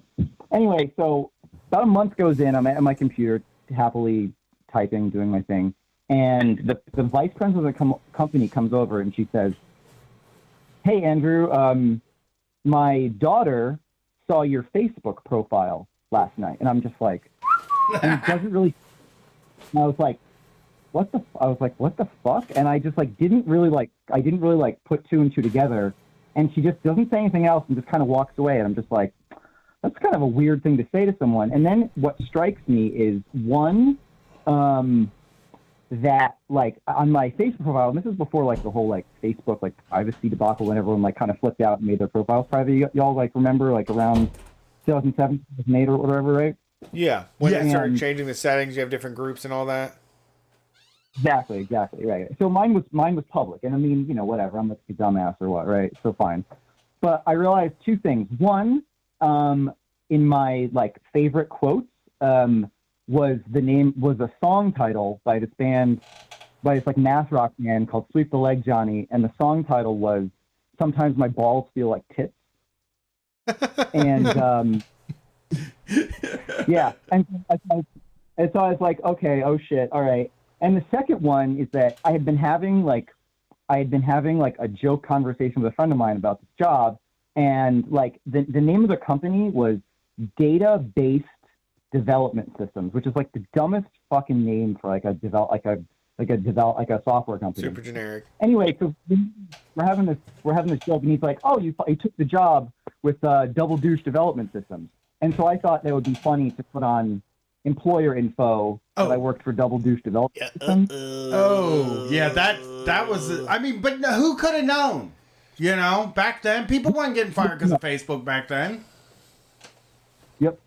So, right. So, all right. So that's about a month in, and I'm like, oh shit. So, of course, I'm like, hey, I didn't get fired. Let me just I won't do anything. So, of course, because I don't know what the fuck I was thinking. So, about a month later, I'm in like the little kitchen area, and the president of the company corners me, and he's like, hey, Andrew, saw your profile on face.com. And as soon as he said face.com, I was like, fuck, I'm unequivocally fucked right now. Yep. Right. And yeah. And so I'm just like, I'm like, hey, like, yeah, like that was like kind of a joke. He cuts me off and he's like, there's no way in hell that was a joke. And I'm like, okay, all right. So somehow, like, I didn't get fired on the spot, but got fired 1 month later, the exact day of the end of my like probationary period, like my 3-month probationary period. And it was because like, oh, you can't meet deadlines, but it's because they didn't like me, obviously. Well, So dude, they were talking about you like crazy. Yeah. That the president said he doesn't even know what Facebook is. He said face.com. So like that means that everybody'd been talking about you for weeks. They were just, he probably was so excited to run into you. Yep. You know, oh, I'm going to fucking tell him, like, I saw your profile on face.com. You know, that's crazy. But you were like a trendsetter because now people get fired from Facebook all the time. But back then, nobody was getting fired. Somebody I know works at a place, and they asked one of the employees to change their profile picture because for the group on for their Facebook page, they tag their employees in it, and they don't want it to come up with like shots of people doing like a shot luge, you know, one of those things that are like cut out of ice. Yeah. They had one of those where they were like gobbling down a shot out of a luge, and they were like, we can't link to your profile with that picture, and they made them change it. Oh, fucking Facebook, dude. It's important business. Yeah. I mean, who cares if you drink? I can understand in a way if you're the boss of this guy's company, you know? Yeah. Where it's like, well, he's actually calling the company douche. Yeah. Like a douche company.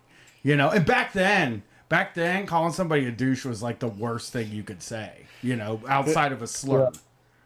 It reminds me of the part in I Heart Huckabees where the girl gets really mad and she says fuckabees, and then everybody's like, she said fuckabees, like, because you're not allowed to play around with that name, you're not allowed to play around with that brand name. No vulgar language. Yeah, it's been so long. I bet you I'd get so much more out of it than I did back when it came out. Probably. Okay, now I need to know what happened with the COVID test, and then we're gonna go to break. All right. Cool. I'll make it quick. So, all right. Over the summer, I live in LA, and we have, very good, rapid, not rapid, but, like 2 days, but it's super easy. It was super easy to get a mouth swab drive-through COVID test in LA over the summer, right? Like you could do that. Like I did it like once a month or whatever, right? So, this one time, it's basically you go to Dodger Stadium, you fucking snake around for like an hour in this like maze until you get your test, right? So I get my test, and what you got to do is, pardon if y'all don't know about the swab, but you got to cough, and then you got to cough a bunch of times, and then you swab your mouth, and then you put it in the little vial, and then you put it, and then you put it in the bucket, right? Right. And so like me being the dumbass that I am, I don't like put my car in park or whatever, so I'm like coughing, and I get distracted. And I let the car kind of like roll forward by accident, and I bumped the person in front of me. Oh no! Jeez. Right. worst fucking time to quote like rear end someone, but it was so minor, it wasn't a big deal, right? Yeah. So someone comes over, and I'm like, oh shit, I can't believe this happened. Someone comes over, like she worked there, and she's like, hey, was there just like an incident? And I'm like, yeah, I think I bumped this person. Can you just tell this person that we'll like meet up after we're done? We can just chat about whatever we need to chat about. And she's like, no, we got to get the supervisor over here to make sure everyone's okay. So the supervisor comes over, and he's like, is everyone okay? And I'm like, yeah, everything's cool. And we're like pulled off of out of the maze here, right? Yeah. And the supervisor is like, hey, actually, we have to call like the on-duty cop over to make sure everyone's okay. Me and the other dude are just like, hey, like in no uncertain terms, we do not need a cop to come over and deal with this, right? This cop drives his car over. He's so fucking excited because he must be so goddamn bored being on duty at the COVID testing site all day. He's fucking excited. He's fucking cop-splaining to us about how car insurance works. Be like, oh, you know, well, maybe you don't even want to, like, you know, call insurance because of deductible. And we're both just like, yeah, like, okay, like, we know fucking car insurance works. Thank you, you know? And so then he starts, like, nitpicking. He's like, oh, cool, like, cool van to me. And he starts, like, nitpicking all these things on my van. Like, I have this, like, little castle hanging from the rearview mirror. And he's like, I'm like a cool cop, but like, you know, that's illegal. You're not supposed to have anything obstructing your view. And then, you know, but if someone else pulls you over, you know, it needs to be a problem. And then he's like, and then one of my insurance cards, I didn't have like the right one. And he's just sitting there finding every reason to just fuck with me. And I'm like, oh my God, this is why I'm like, you know, this is why we didn't want you to come over here. You know? And so, you know, whatever. So it was bullshit. We had to do like a police report, and I'm like, we did not need to fucking do all this shit. And that's it. That's really the end of the story. That's crazy. That sucks. But because that probably could have just never told anybody about that and give him $100 or something to get it buffed out. Yeah, and then it wouldn't be on your record. Oh, 100, more like 700. Oh shit! Getting this bump. Yeah, a whole bumper needs to be replaced and shit. That is always their thing. Oh, we're going to replace the whole bumper. True. Because it got a little thing. It's like, motherfucker, back in the day, they used to just buff that shit and push it back. We need metal bumpers back. Yep. We got to bring back the metal bumpers. That's all I got to say about that. I barely tapped a woman's back bumper.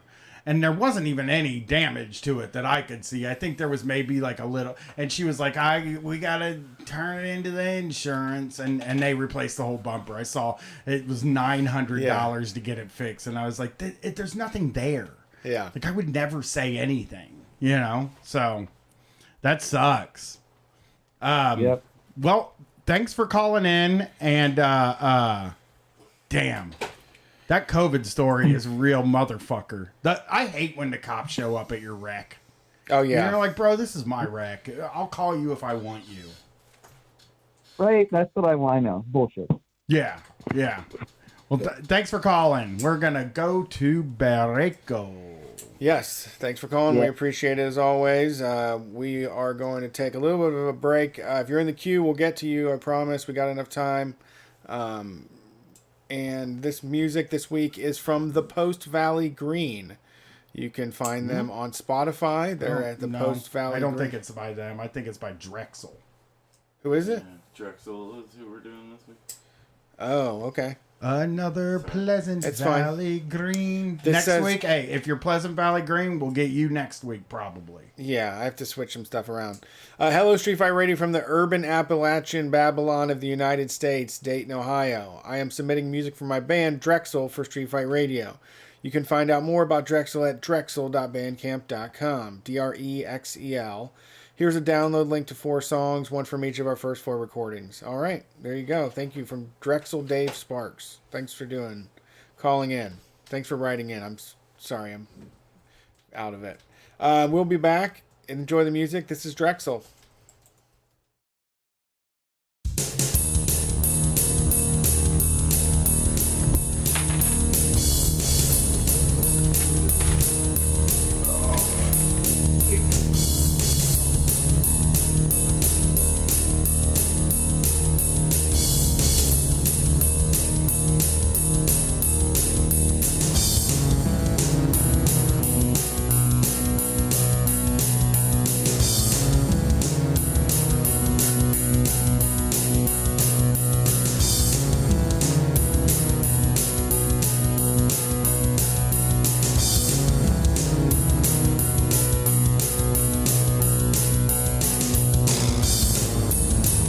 Ladies and gentlemen, I want to tell you about a place today that is becoming, not becoming perhaps, it has become the new modern apex of Western civilization.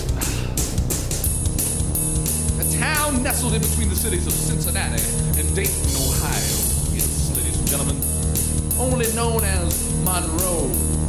No, not that Monroe from the sitcom of the 80s, played by that one gay dude. No. Monroe is, well, if you will, the new mecca of Western civilization. And let me tell you why.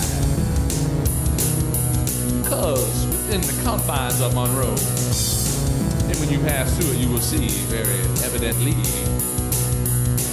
that in Monroe, Ohio, there stands 4 essential institutions of modern Western civilization and a monument to its greatness. On one side of the road is the Turtle Creek Flea Market, where you can buy tons and tons of vegetables, things out of people's attics and basements.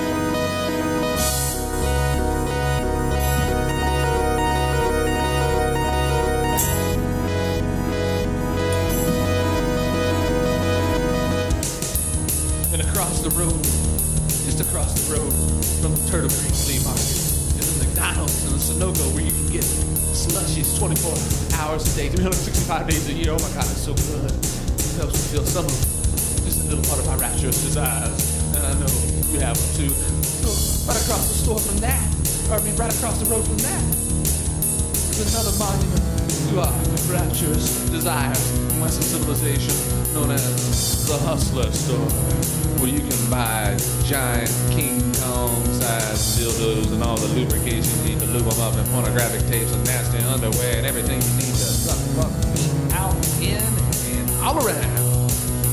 You know what I'm talking about. And then right across the road from it, there's another gigantic flea market to satisfy all your rapturous desires, 365 days a year, 24 hours a day. Traders were a flea market, but even better, next to that is the ultimate monument to the greatness of Western civilization. And you know what I'm talking about if you've driven past this place before. It's a giant cheese made of butter, next to the Hustler Store.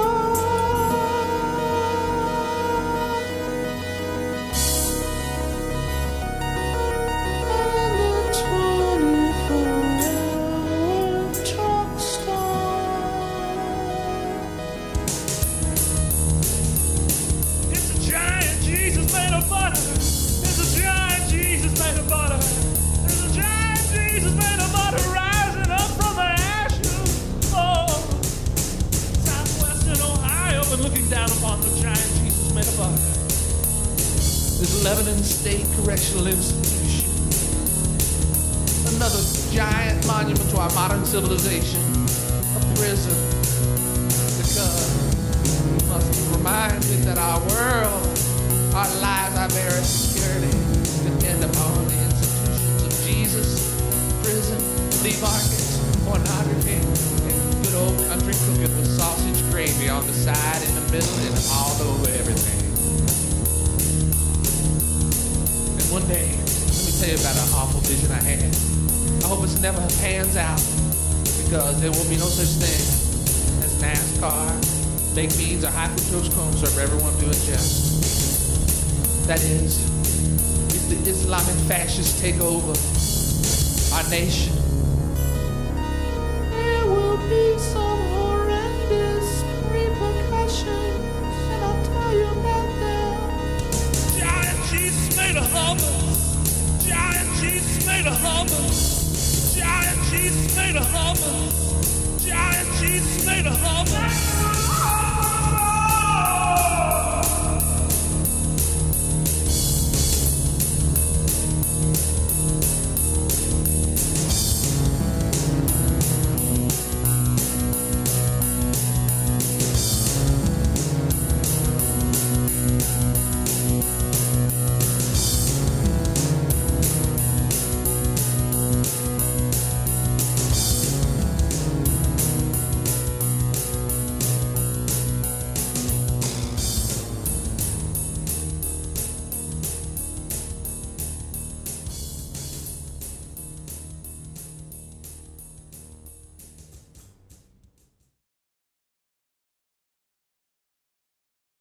Let's kick Toby Keith in the balls. Let's kick Toby Keith in the balls.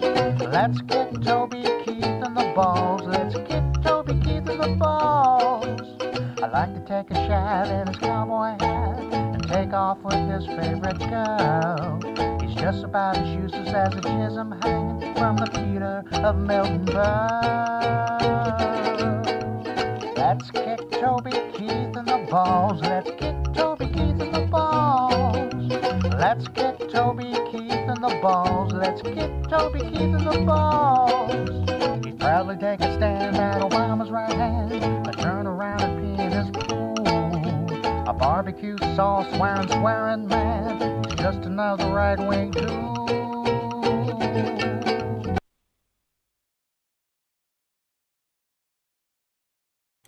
Hey everybody, welcome back to Street Fight Radio call-in show. We've had some great ones so far. Appreciate all y'all that show up. If you want to watch the show and chat with people as they watch along, Sunday nights, 9 p.m. to midnight Eastern Standard Time. We're on Facebook, Twitch, Twitter, and YouTube. You can jump in the chat, see what's going on, and maybe we'll respond. Who knows? Shout out to Psychic Gasoline, Violent Orchid, regularly here. Jacob, Radio Silence. That music that you just heard was from Drexel. Check out drexel.bandcamp.com if you want to hear more of that. If you want to kick Toby Keith in the balls. Thanks for sending that in, Drexel. You ready to take these calls? Let's take some calls. Thank you for calling Street Fight. Who are we talking to tonight? Hey guys, how are you doing? Great. How are you? I'm doing all right. Was not expecting to get taken up so early. So my name is Scott, and I am a union steward for the Teamsters. Oh, and the cool one. I actually work in a right-to-work state, so I have to specifically onboard people into the union. And I feel like I've been struggling with it lately. When I first started up, there was a lot of fire in my belly, and I felt like I got people into it, but I don't really know exactly the best talking points to get people interested in joining a union within the first 15 minutes of meeting them. Uh-huh. So yeah, that sounds rough. I've been looking for advice. I thought both you guys and your listeners might be the perfect audience for this. Long time, first time, of course. So basically you have to, they get the job and then you have to talk them into joining a union, as part of the orientation? Yeah, they're on day 5 of their training, and then our contract stipulates that I have 15 minutes to talk to them about joining the union. The contract also stipulates that management is not allowed to say anything negative about the union, but I'm sure that doesn't always. That's yeah. I can't see it. Yeah. I don't think that works in practice. They probably are you can join the union, but there's dues. Because isn't that what the whole thing is always? I think that's how the Amazon union didn't happen, was dues. I always think that. Oh, absolutely. Yeah. And I have that conversation all the time with my, being in a right-to-work state, everything that's available to our union member employees are available to them whether they're union members or not. It's we just have to treat them all the same way. And there's a part of me that, doesn't want to discriminate against someone who can't afford the extra $8 a week takes to be a union member, but there's a part of me that's why should I fucking represent you if you're unwilling to be part of this? Yeah, that seems greater so. What are the numbers? Yeah, what's the percentage? What percentage do you think joins? When we started out, I work for a facility that recently opened up, and we took a lot of our employees from the place I started out with. That was kind of 50% new people and 50% people that we just hired up for the spot. And at that point in time, I'd give it a good 50% rating. But as we've kind of just cycled through all these employees, it just gets lower and lower. It's hard to reach out to a lot of the I feel like it's hard to reach out to a lot of the younger people who want to work for us.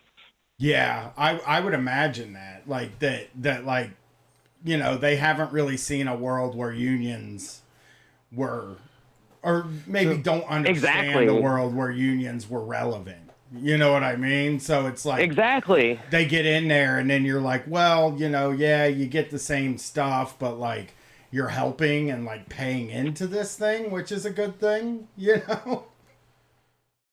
Yeah, and I'd struggle with coming at it from like a, you know, sort of attitude of just like, hey, we already did this for you. You owe this to us because we did it for you already. We got you the health benefits. We got you the overtime after 5 hours and, you know, all these benefits. But that does not at the end attract anybody being, you know, patronized to. No, man, I'm trying to think of how I would frame it.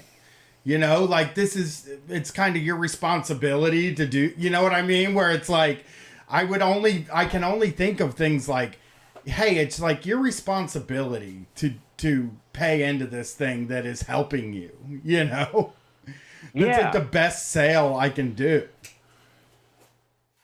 And you and I understand that, but like, we also probably don't know the minds of the 19-year-olds that are signing up for the job necessarily.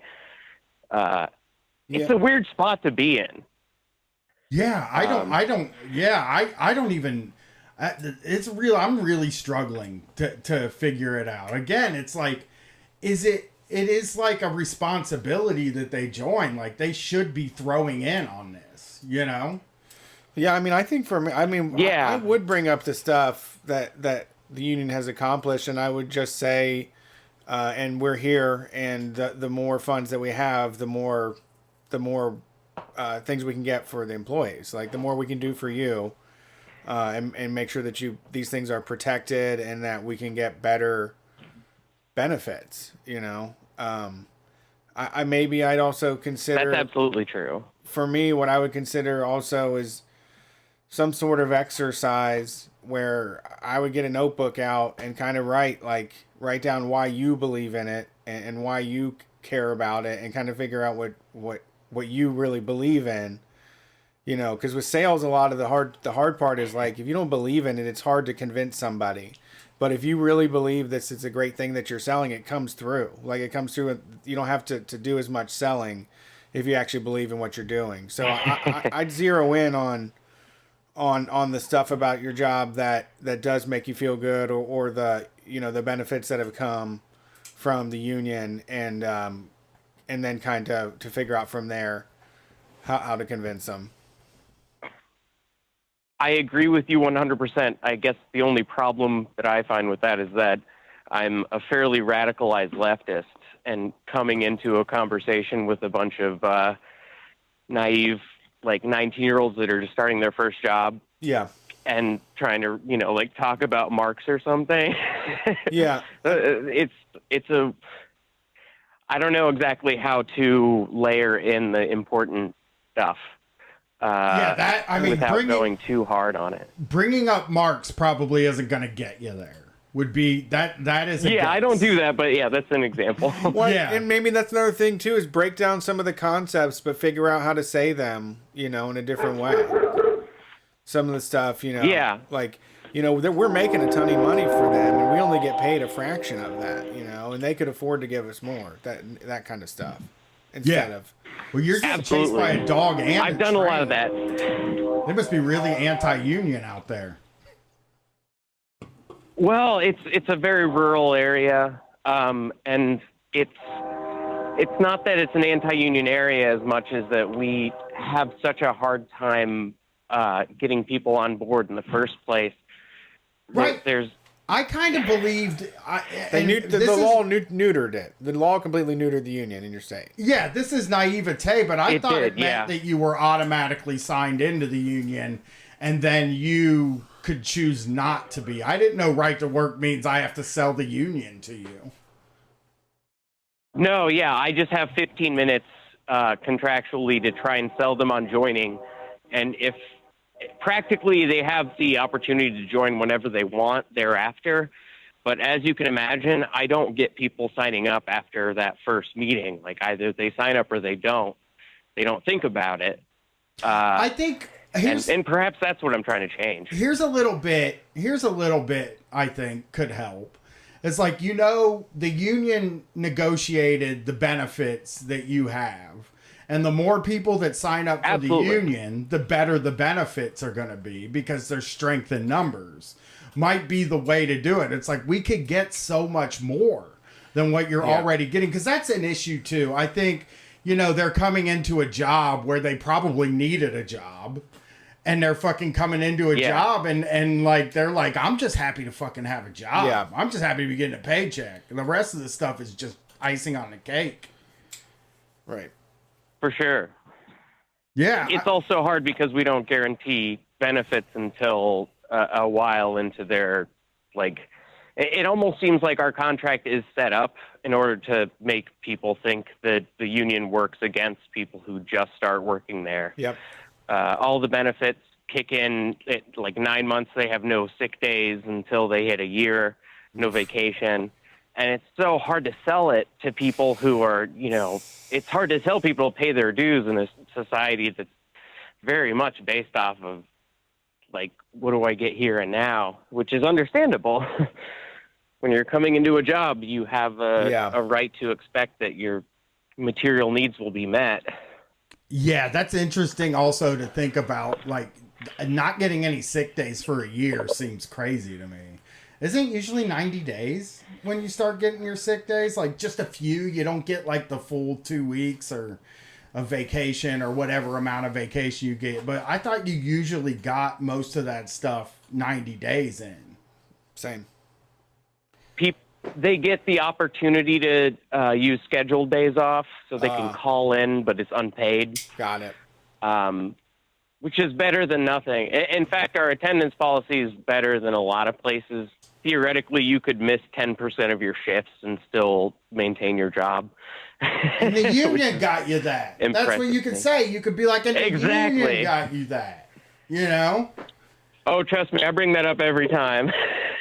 Yeah, I'm really struggling even trying to figure out what you would say. I would be interested in what some of the listeners would have to say. Yeah, absolutely. That's what I'm calling in for the most. Chat's pretty good. I've thought about this endlessly. Is it? Oh, Yeah, I see. I don't have a screen in front of me. Yeah, I will have to do that, absolutely. Yeah, I think it'll be saved on Twitch and everything. It does get saved on all the video sites. Yeah. So they can probably help you. You're put in a very tough situation, I think. Yeah, I don't envy that. That's a very tough position. I can see not wanting to be a part of it. I don't know if maybe you're not going to last. I mean, maybe you should also consider, like, how long do you want to do this for? Because oh God, no. I want to be part of the union and like part of the struggle of our union as long as I possibly can be.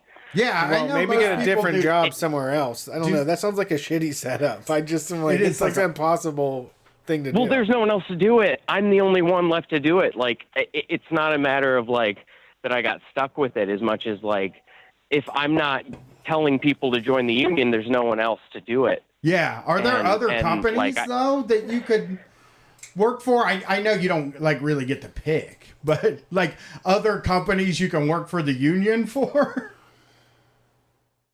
I would not consider. I'll just say this. I'm not trying to dox myself, but I work for the same company that Alexander from Minion Death Cult works for. Ah, okay. And, yeah. But Man, and that union is so good. Now there's stuff that I could tell normally. Now there's stuff I could tell you that you can tell people. Do you explain the grievance system there to them? I tried to like extensively, but I think when people first get onboarded for a job, they're not thinking about that. They're thinking about like, oh, I'm getting on this job. Is it going to be easy? Is it going to be hard? They're not thinking long term about like, are they going to fuck me over? I don't want to make waves. Like, I don't want to think about having arguments with my boss. I'm not thinking about that at all. That's true. But but if they're, I don't know if they've ever had a job. I mean, that is the thread that I would pull on the most. it's like you can file a grievance and they'll give you money. Like, because really what people want is money. Like they just want some money.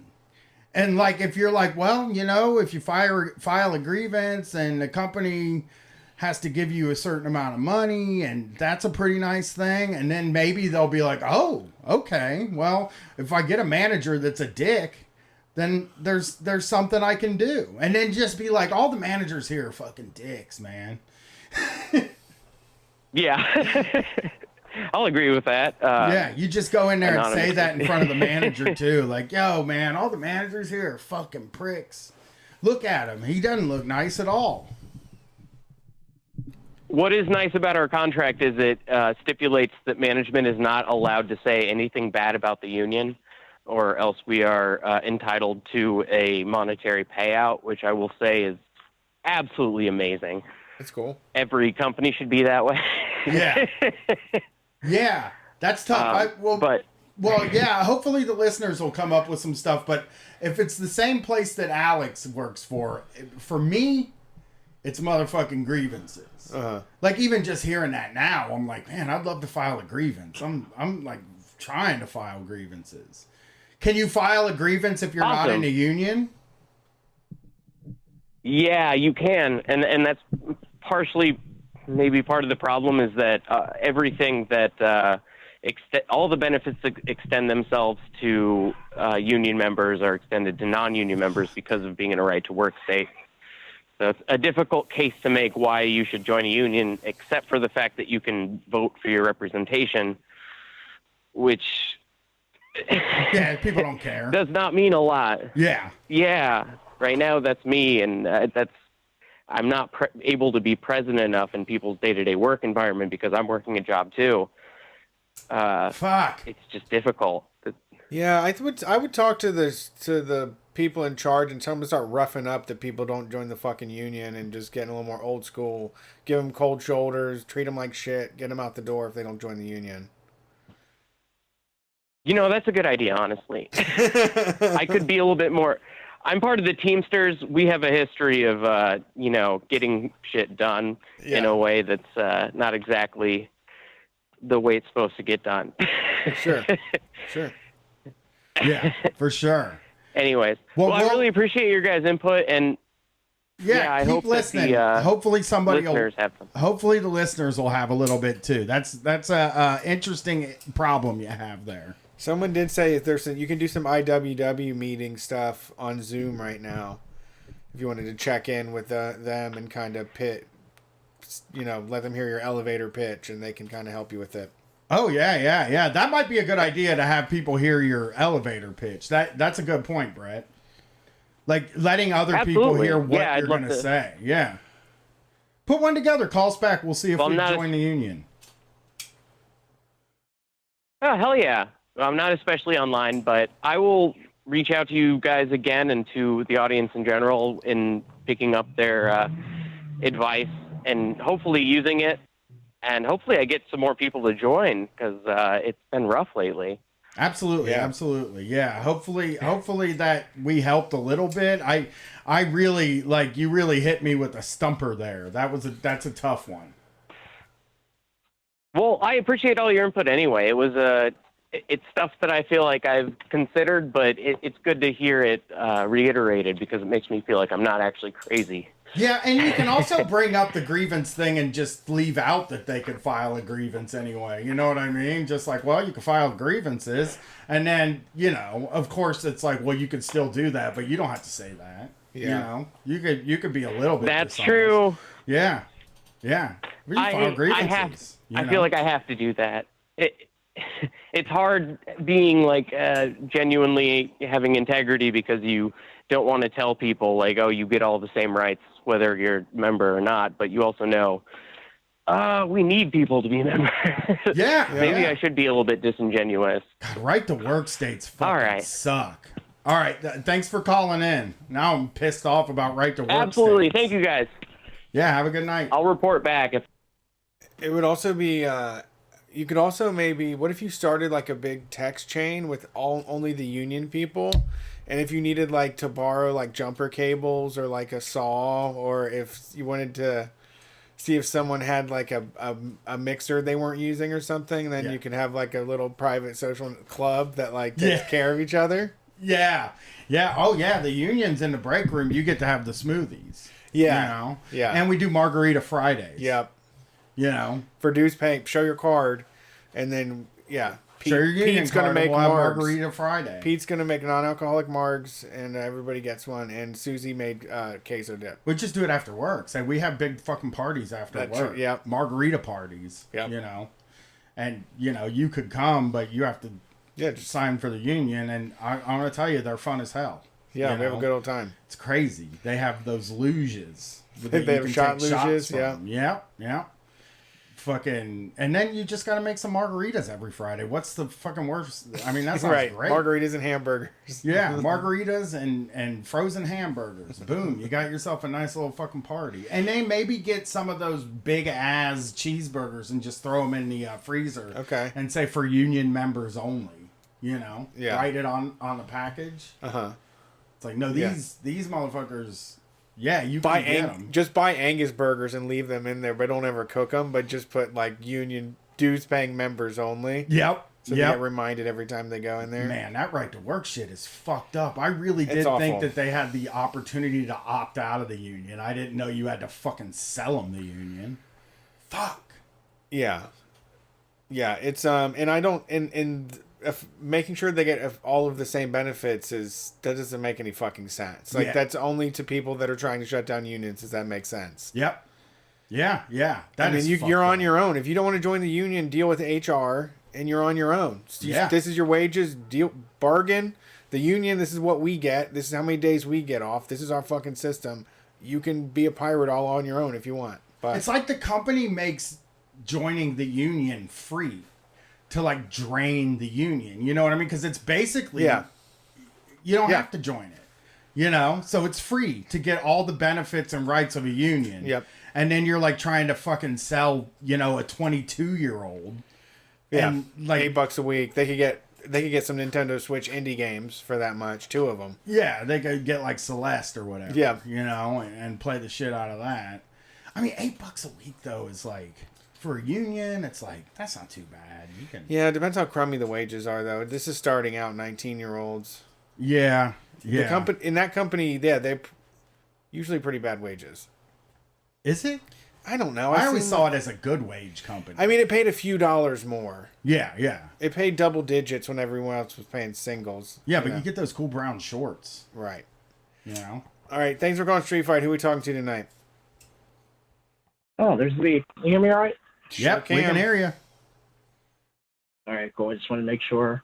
I just want to lost in thought.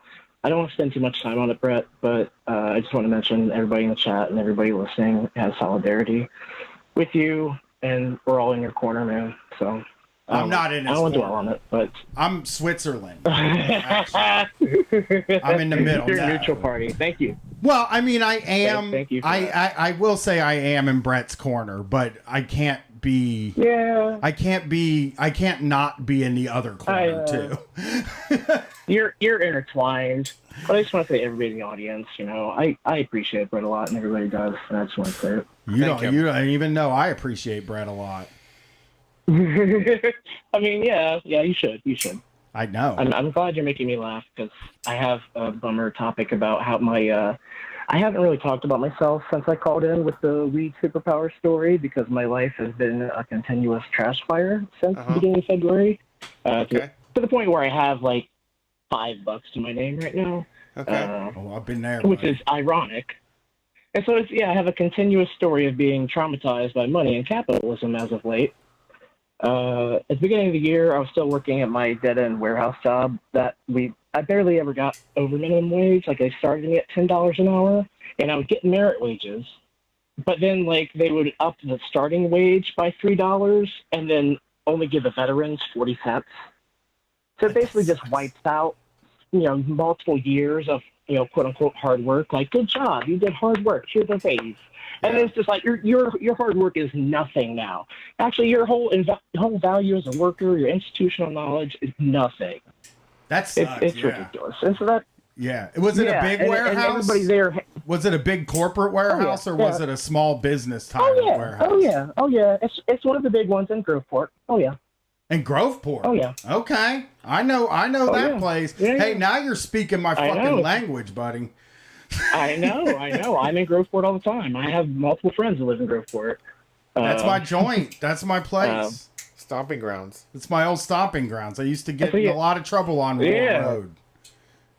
Yeah. And you mentioned that earlier, and I thought that was interesting. Yeah. Yeah, but like, I told you in February I got super smart, and I've gotten more smart since then, but it's not the point.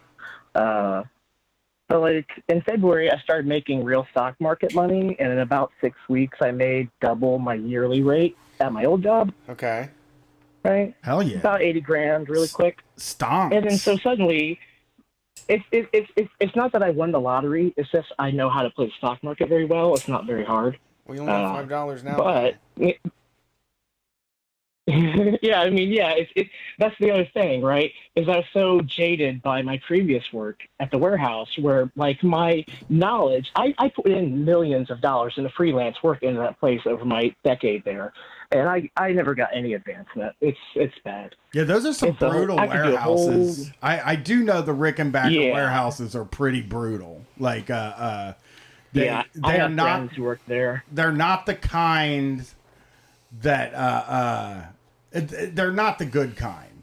They're more like a lot of them are temp work. Like they hire you as a temp, and then they hire like 3 of the temps out of the hundreds of temps, and then they get rid of, the other 97 temps and get some new temps. Yeah. My old job isn't doing that, but now they're just hiring minors and giving them straight minimum wage. So that's fun. That is And then the other problem with them is that they had a production problem where they would go from like, it's 14 boxes an hour. No, it's 40. Now it's 20. Now it's 50. And so, yeah, it's bad. That sounds changing metrics. Yeah, I started making. I could talk about that place all day long, but I started making all this money, and then in parallel, I wanted to give my friends a business because all of my friends were all poor, like me, and like I have always been, and so I wanted to help my friends out with their bills, and I started going around promising $1,500 each to everybody, right, as like an investment. Like, come on, let's help develop this idea. But then it became very transactional. And then people in the group immediately, since they got a whiff of money, started plotting against other members in the group. And it just poisoned the entire well. And then people split off. And the people that were left were very jaded and angry. They were angry at me. And then as like money started going out to people, if people didn't get money first, they would literally attack me for it. Even though it wasn't a transactional thing. There's no contract. It's just money makes people crazy. As soon as they get a whiff of it, it's like, where's my money? And like, I was literally assaulted in a parking lot because these people were charging at me for this money that they thought I owed them when I'm trying to do them a kindness. And I was assaulted. I was driven into a panic attack. I was bleeding all over the place. Then I was almost killed on the freeway. And then I had an existential crisis. And then top it off, I get home. I finally relax. I have a friend come over. And then my friend who did the main part of the assaulting, she decided to call a wellness check on me. She mentioned a firearm. I don't know what she said, but they sent the hit squad to my apartment. I had 20-plus cops circling my apartment, guns ready to pop me. And I know because I play so many dumbass video games, I can see military formations when they're right in front of me, like 2 feet away from where I'm sitting right now. I had like 6 people at my front door, and I had a bunch of stuff on my table, and I lucked out. I got very lucky concerning what I look like, and I was expecting them. Actually, I knew it was going to happen, so I was prepared for it. And so as soon as they knocked, I knew it was like I was being swatted essentially, and I was like, "Hello, officers! I've been expecting you guys." Rah, rah, rah, rah, rah. And so I was able to handle it. But if it was anybody else, it could have went so sideways because my friend was mad that I didn't give her money. Yeah. If it was a different neighborhood, people would have died. Yeah. And she doesn't understand the gravity of that. And so that was like mid-February. Yeah, I mean. And then since then, You gotta be smart enough I got worse at the know stock who to mess market. around with money with, maybe. Yeah. Yeah, You it's can't a be real, it's a real hard lesson to learn, man. Yeah. You know, yeah, it's Brett is because it's people I care about. It's people I love, and I didn't think they would go like that. Well, I mean, yeah. I mean, I didn't love Brett when he started dealing with our money, but now I love him more than anything. You should look up. There's lots of memes with skeletons that talk about backstabbers and fakes and stuff, and how they'll kick you when you're down. You should look through some of those memes, maybe. Those are some good memes to look Oh yeah, at. Especially that's when my whole you've been TikTok kicked algorithm down. now. Hell my yeah. TikTok's a bummer now because my whole algorithm is other bummer stories, and I'm like, man, I hate life so much. They hate life, I hate life. Yeah. But I try to make positivity on my TikTok. So. Well, that's good. Well, we got some calls to get to. We got some calls to get to. So Oh, we you gotta wrap it couldn't. Oh, god dang it. Well, okay, so I have plugs. Okay, so the end of it is that I lost money there, and then I lost money in the stock market. And then my ex stole. She extorted me for a lot of money, and so now I'm dead broke. And so I'm looking for. I'm very good at video editing. I can do like quick turnaround commercials, music videos, whatever you want in the local Columbus area, and also I'm broke. So if you go to my TikTok and you want tip from my what's your TikTok? I make really good. I make really good art house style artsy music videos, and the algorithm doesn't like it very much. But I know there's people that like that stuff. That's what I like. My TikTok is _Echo65. All right. I actually said it this time because the last few times I keep forgetting plugs. But yeah. Well, all right. People can get a hold of you. Thanks for calling, buddy. It's good to hear from you. Yeah, thanks for the fellow update. Cruiser. You'll make it through. All right. Thank you. You will get Thank through. you for the last, Brian. That Yeah. helps. Hey, no Yeah, problem. thank you. I love to laugh.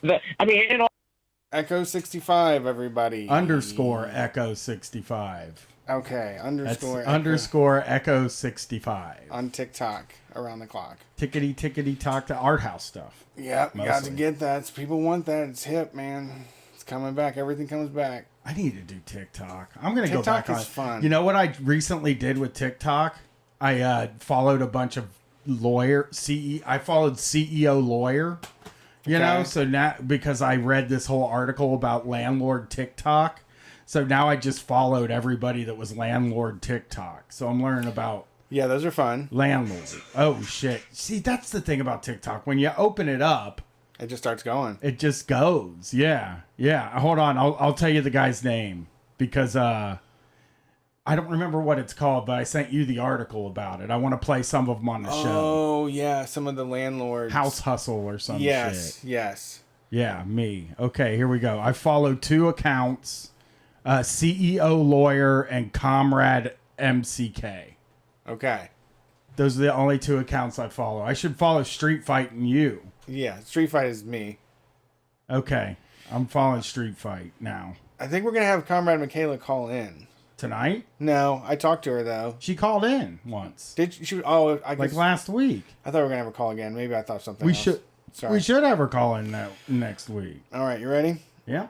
Thanks for calling Street Fight. Who are we talking to tonight?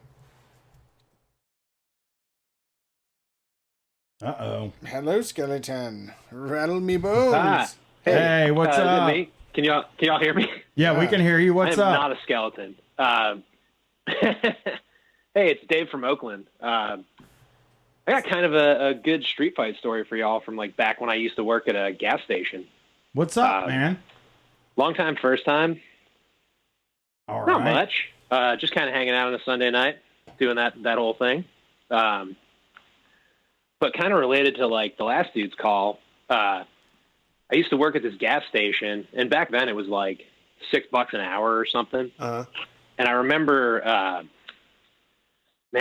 like the people that got hired like a month after me got $7. So I went to the boss and I was like, hey, these people that are doing the same thing, like they make $1 more than me. Can we, square that up? And they were like, nah, we don't do that. Whoa. I was like, really? Like, yeah. No, I guess that's pretty standard, right? Like, they don't bring the existing employees up to the new hiring rate, right? Like, I feel like that's pretty normal across the board. Yeah, yeah, I've seen it happen in a few it's kinda places. funny. But yeah, 1 month later is kind of like, come on, do I have to quit and then get fucking hired then? You know? Yeah, I always thought that they did. Well, I guess that's one of the things I've thought about, like minimum wage, where it's like, well, if they raise the minimum wage, then everybody would be making just that much more than they have. But I guess they don't do that. I didn't know. I mean, I guess I did know because it happened to me every time. But since nobody talks about how much they make, it's fucking impossible, to know what anybody's making. But when you see the starting pay and you make less than that sucks.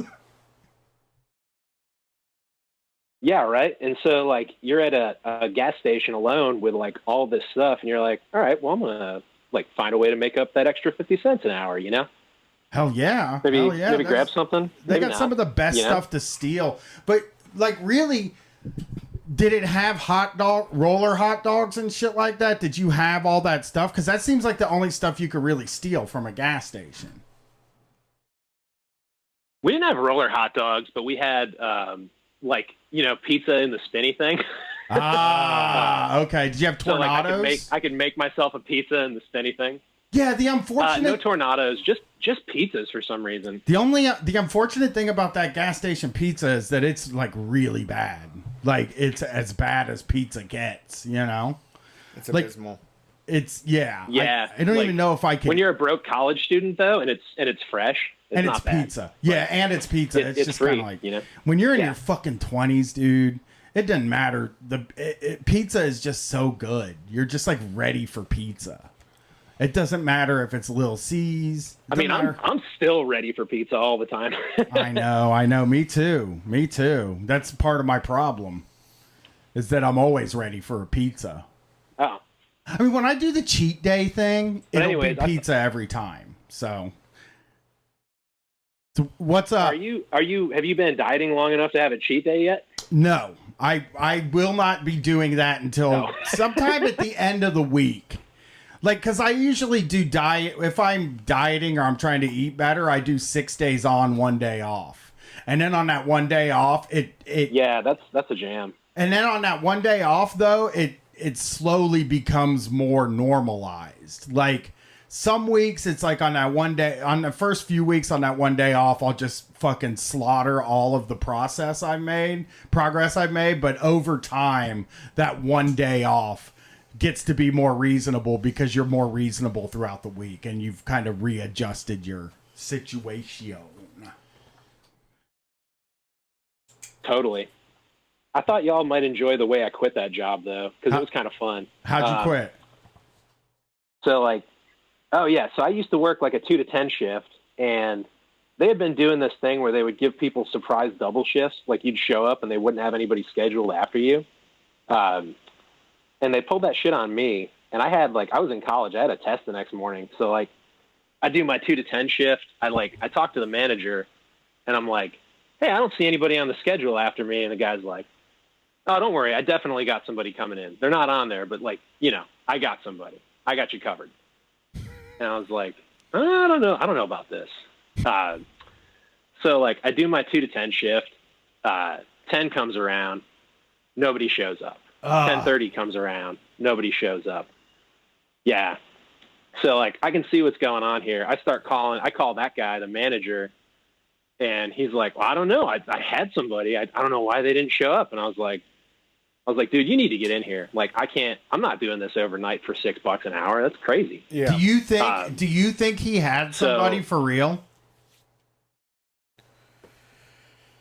Do you think that he told you? I really don't think so. And yeah, that's what I'm thinking already. Is that there's no way he had somebody. He just knew that once he got you in the situation, you were stuck. Yeah, I think so, because they had done it to other people and they just did it. Which I feel super bad for my coworkers that have had to have done that before. But the other wrinkle there too is that guy, that manager's tenure at that store was officially over at midnight. So he probably just didn't give a fuck at all, right? No, hell no. So I call him, and he's like, well, I can't come in. My job ends at midnight. And this is 11:30 at this point. I'm already a couple hours over. So I called a manager whose job is like the one who told me I couldn't get an extra $1 an hour, whose job is supposed to start like at midnight. And I'm like, you need to get in here, or you need to like call somebody or something. And she was like, I can't come in because then I'll be tired in the morning when I have to work. What? I'm like, that's my problem too. Shit. Yeah, exactly. Which is kind of what I said. And so I like hung out a little longer. I called some other people, and I ended up talking to this like disgruntled assistant manager who was just like, yeah, that's bullshit. We got to put a stop to this. And she showed me where all the keys were. And so I shut this 24-hour gas station down, like shut down the pumps, locked the doors, just went home and went to sleep. Wow. Got up the next morning, did classes and all that, came strolling in at noon to give them back the keys. And, oh, my God, were they pissed. They missed the morning rush hour. It was awesome. My coworkers who were supposed to work in the morning, they didn't really care. They were just laughing. But that manager was so mad. That's awesome. Yeah, that's awesome. No, it was nice. Yeah, you gotta stop. Yeah, if I went in if you're go ahead. I'm sorry. Oh yeah, go ahead. No. I thought I want to hear the next part. Oh, you're good. I just went in the next Wednesday or something when the manager was there, and I was like, hey, do you have me on the schedule this week? And she was like, no. I was like, don't ever put me on the schedule again. I'm done. Just left with my check. Badass. Yeah, I love saying it. That's a good way to say it. It is every time I've ever gotten fired, they've said you're not going to be on the schedule anymore. That's usually the way I get fired. Where it's well, that's you got to say the words. That's how I've always felt. Is say the fucking words. Because if you don't say the words, then I'm just going to keep coming to work and expecting to get paid. Yep. Bosses are cowards. That's why they say terminated, too. They just don't want to say fired. They never want to say you're fired. They're, afraid to say it. Oh, yeah. Or it's oh, sorry, we just don't have the work for you anymore, Yeah. I wish we had some work. Yeah, just the work isn't in there, it's always not a you're fired. So I like the way you quit. That's incredible. That's really cool. Oh yeah, I thought y'all might enjoy that. I think it's it predates Street Fight, but I was like, that is very much, I feel like a Street Fight thing. It is. Just close the shop and walk out. Yeah, you had no choice. I know what they were trying. Jail. What? You can't go to jail for that. Yeah, and what they were trying to do was bullshit. And I know they do that at a lot of places like gas stations or 24-hour restaurants and stuff. I've seen it happen a bunch at Waffle House when you're just there late at night and you can tell somebody decided not to come in and one person's working. Yeah, and they're stressed as fuck. Yeah, very stressed. And people are yelling at them and shit. So they I think a lot of bosses do that shit. Yeah. Yeah, for sure. Well, thanks for calling in. I don't know how I don't know how a manager can go home. Oh yeah. Yeah, no worries. No, go ahead. I don't know how a manager can go home and sleep. Yeah, I don't either. But how can you go home and sleep knowing that, Oh, because you didn't have to do it is the thing.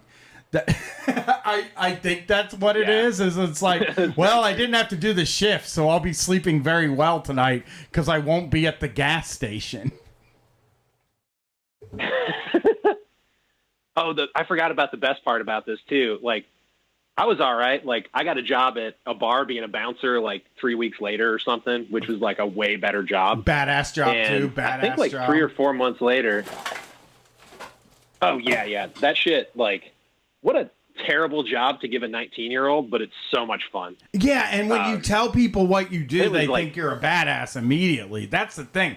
I always thought man, if I could get a job as a bouncer for 6 months, then or 3 months even, then for the rest of my life, when I tell real macho dudes yeah, back when I was a bouncer for 3 months, they're like, damn, dude, you're pretty badass, dude. You're a bouncer?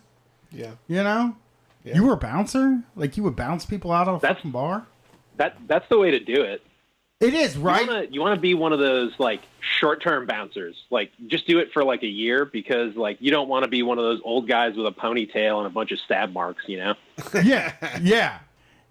Just Is like getting bouncer all a fucked cool up. job? Is bouncer as cool as I think it is? No. No? No, it is. So it is when you're really young, and it's like this was like a neighborhood like towny country bar. So like a lot of nights I just got to sit at the bar and like point at people and be like, "Hey, come on over here," and not even have to like go stand by the door. But yeah, no, it's not something I would want to do now. You know? No. I'm going to be a bouncer. I'm going to become a bouncer this summer for 1 month so that, and then I'll be then I'll never stop telling people I was a bouncer. And then I'm all set to be a tough guy for the rest of my life. That's all it takes, dude. MMA fighter. Put that in your bouncer, and then, troops, but I don't want to go the troops direction, obviously. I want people to think I'm a badass. Put that in your rider for a live show, man. Just tell the venue like I need to be a bouncer for like 2 hours. Yeah, I want to be the bouncer when I'm not on stage. I'll bounce. Thanks for calling it. I'll bounce from the stage. A little bit. I'll bounce from the stage to tell you the truth. It's like, hey, you're out of here, buddy. Oh, I wish I was a bouncer when we were at that Vegas show. Yeah, you're in. I'd have fucking kicked the whole audience out. All right, well, thanks for having me, y'all. Yeah, thanks for calling. Have a good come night. Back to Oakland. Yeah, I got to we see y'all want at the to. Golden Bull. Come back. We want to. Trust me. Yeah, we'll It'll definitely happen. be in Oakland. I mean, we're going to be in Oakland sometime, for sure. That's so you should become a bouncer for a little bit, too. That'd make you badass. I'm not big enough. Yeah, you are. I'm not. You're tough, though. You can be tough, right? You bite somebody's ear. Yeah, you bite people. I could bully drunk people for sure. Yeah, that's what bouncers just bite people and shit. You can bite people? I don't think so. You just bite a guy. I don't want to bite people. I think they bite you. They bite you. Is the problem is they use their nails and teeth and shit. Yeah, but I'm saying like you can, like that is how you get out of a situation in a fight is you bite a mother. If you're the guy that'll bite somebody, they're like, fuck, this guy's crazy.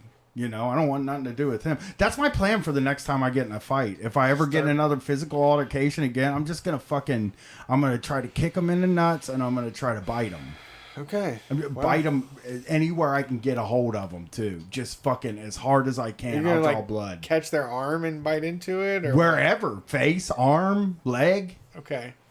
Dude, the second you do it, they're like, I don't want to fuck with this guy no more. Because I don't want to get in any more fights for the rest of my life. Good luck. And I don't want them to last. If I do get in one, I don't want it to last long. Okay. I want them to fucking think you've happened upon a junkyard dog. Yeah, I mean, I don't. Okay, but I don't know what to say. Just letting you know. I mean, sticking your head out to go bite somebody is not the best strategy. You gotta grab them, right? You know what I mean? They might not just let you do that. They might actually do something else instead of let you grab them. But like, that's my other theory of this. Okay, is that like you have to first of all, you only have to fight people smaller than you because you don't want to be fighting people bigger than you. You know? See, okay. Yeah. And you just gotta be a bouncer. Bouncers you gotta be able to chop down a big man. That's true. And you just gotta fucking swarm on, like a grizzly bear, and then you just start fucking chewing on them. Okay. People in the chat are taking notes so they can. Are they saying they want to chew on a guy? Yeah. Yeah. You just gotta fucking just take a chunk out of them, and then they're like, "Whoa, okay, yeah." Huge piece, take a huge bite of flesh out of them, spit it out. But the blood runs down your face, and then you yell like, "I never felt more alive." Okay, you know what I'm saying? Okay. I mean, you probably keep the bar pretty secure if you pulled that maneuver on anybody that fucked around. Yeah, they had a huge piece of flesh taken out of them. Yeah, and he split it out, and you fucking say something like I just said. Yeah. I'm eating this guy. I'm gonna fucking eat this guy. I'm immortal.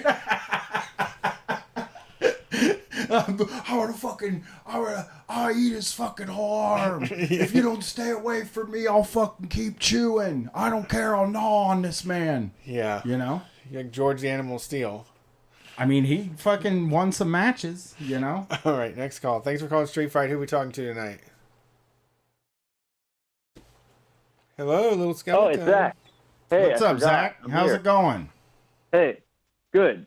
So listen, I was in Chicago recently on a road trip. Cool. So I was listening to the radio, and because I'm a big fan of Shocktober and all the man cow stuff, I didn't really know much about that. And then when I learned about the phone scams, I was really taken with it. And I didn't end up hearing any man cow in Chicago, but I just going through the FM dial, like whatever the morning show was, I turned it on, and there was a guy, and he was like, hey, listen, I'm calling because, and this is real embarrassing, but I'm calling because, you know, I work at this pawn shop, and you just dropped off a Babe Ruth signed autographed baseball, right? And the guy's like, yeah, why are you calling me about my Babe Ruth signed autographed baseball? Okay, and stuff? I gotta And he's stop you. like, it's my... I gotta stop you real quick. This is the problem now with phone scams. Is there's just not even a veneer of realism to it. You know what I mean? Like, if you were gonna prank call a guy, right, about his Babe Ruth signed baseball at the pawn shop, you would have to do so much exposition on that. You know what I mean? That's my problem with Man Cow every time. It's like, God damn, dude, you don't fucking have to write a novel to do a prank phone call. You know, really, people just want to hear you go like poopy, poopy, poopy and like hang up the phone or whatever. You know what I mean? Like, that, people aren't trying to hear a fucking novelization of exchange that happened at a pawn shop. A quite humorous event. Yeah, Before I heard you guys play the man cow stuff, I was used to like Jerky Boys, where it's like funny and there's not these stupid stories about it and everything. And you know what the Jerky Boys in do? In Chicago, I heard. You know what the Jerky same Boys? man cow. Let me explain the Jerky Boys though for you, and the reason they're funny. Sure. Is like that. It's very apparent that when the Jerky Boys did a prank call, they just wrote a bunch of funny lines, and then when they called, it was just like, I'm just gonna say as many of these funny lines as I can say until they hang up. Writing writing a story means that you have to get through so much stuff to get to the funny line, you know? Absolutely. At one point in the prank call, he had the fake ball owner say, I hate you, in a way that felt very man cow and very fake. It was just, so I feel like Chicago, like an Anchorman continues, his legacy lives on. Hell yeah. And you know what? I'll tell you this. I don't know how to get the job, but there are actually websites. Me and Chris are looking into getting on one of these things, but there are prep websites that just give you the other side of the prank call. So like you have the other side of the prank call and then you fill in your side of the prank call, right? You get sound file? Yeah. I can't even. It's got one side of the prank call. So when the guy said, I hate you, it's just like they're giving you the broadest, most vague like answers. So that then your side is like, oh, you know, your baseball, I found it in somebody's asshole or something like that. You know what I mean? And yeah. They react, yeah. Yeah, you can. Me and Chris want to join one of those sites, but the problem is you need radio call letters, which I guess we have. Yeah. But yeah, but I think that they vet all that stuff. But we'll see if we can. It's called Prep Burger is the big one, and they also write the parody songs. That's where like the parody songs for like morning zoo shows come from. The prank calls, they fucking do celebrity interviews where they just have the celebrity like answering questions, and then you ask the questions to the celebrity, so they'll give you those so that you can interview Melissa McCarthy. You know, every radio station in the country has got, you know, fucking Ellen DeGeneres, and they like are just interviewing them, and like she's like, oh yeah, this was a fun movie to make, you know what I mean? Yeah. Like, and they give the answers, and then you just ask them the questions, and it's like it's a whole. They also come up with all your news stories that you talk about, like, and they give you a few funny ideas for each news story. It's like, oh, here's a funny news story about a pizza delivery man that, you know, tripped on his dick or something like that and was injured. And then it's like, maybe, you know, it's funny that he had a big dick. Maybe this, maybe that. You know what I mean? Like they basically make your radio show for you. And I can guarantee you that that's what you heard. You heard a show that uses a prep service, which I really need to It must get. have been. I want to get hired on one to be one of the improv guys that gets prank called, where I can just be like, oh, you got me. That's crazy. What a phone scam. You know? You're not telling me that you just you cleaned off the peanut butter off the Babe Ruth ball with Mountain Dew or something like that. Yeah. You did that. All you got to do is stuff like that, and then boom, you're set up. I don't get. But I don't understand wanting to do. I don't understand wanting to use somebody else's prank call. Like, I can't even figure that out. I guess you're on the radio, so you're supposed to do prank calls, but you're stupid. The other thing that I have a concern about is when you're listening to like a light rock station, whatever, you know, in between the songs and the commercials, there'll be a part where it's like this voices of the listeners being like, I just love the variety. They play songs that you don't hear usually and stuff like that. But like they make it sound as though like they're actually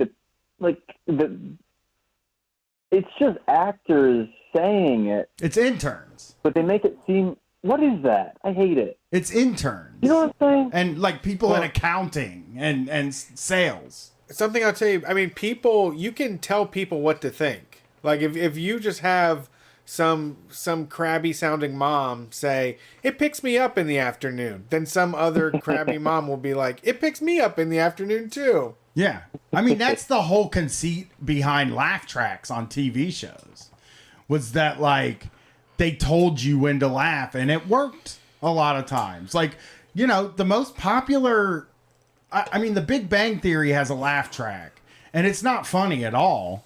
But it's maybe the most popular sitcom of the past like 10 years or whenever it was on. But like people, the laugh track makes people think that it's funny. I don't know why. I don't know how that works, you know? But for some reason, the laugh track makes people think that the joke was better.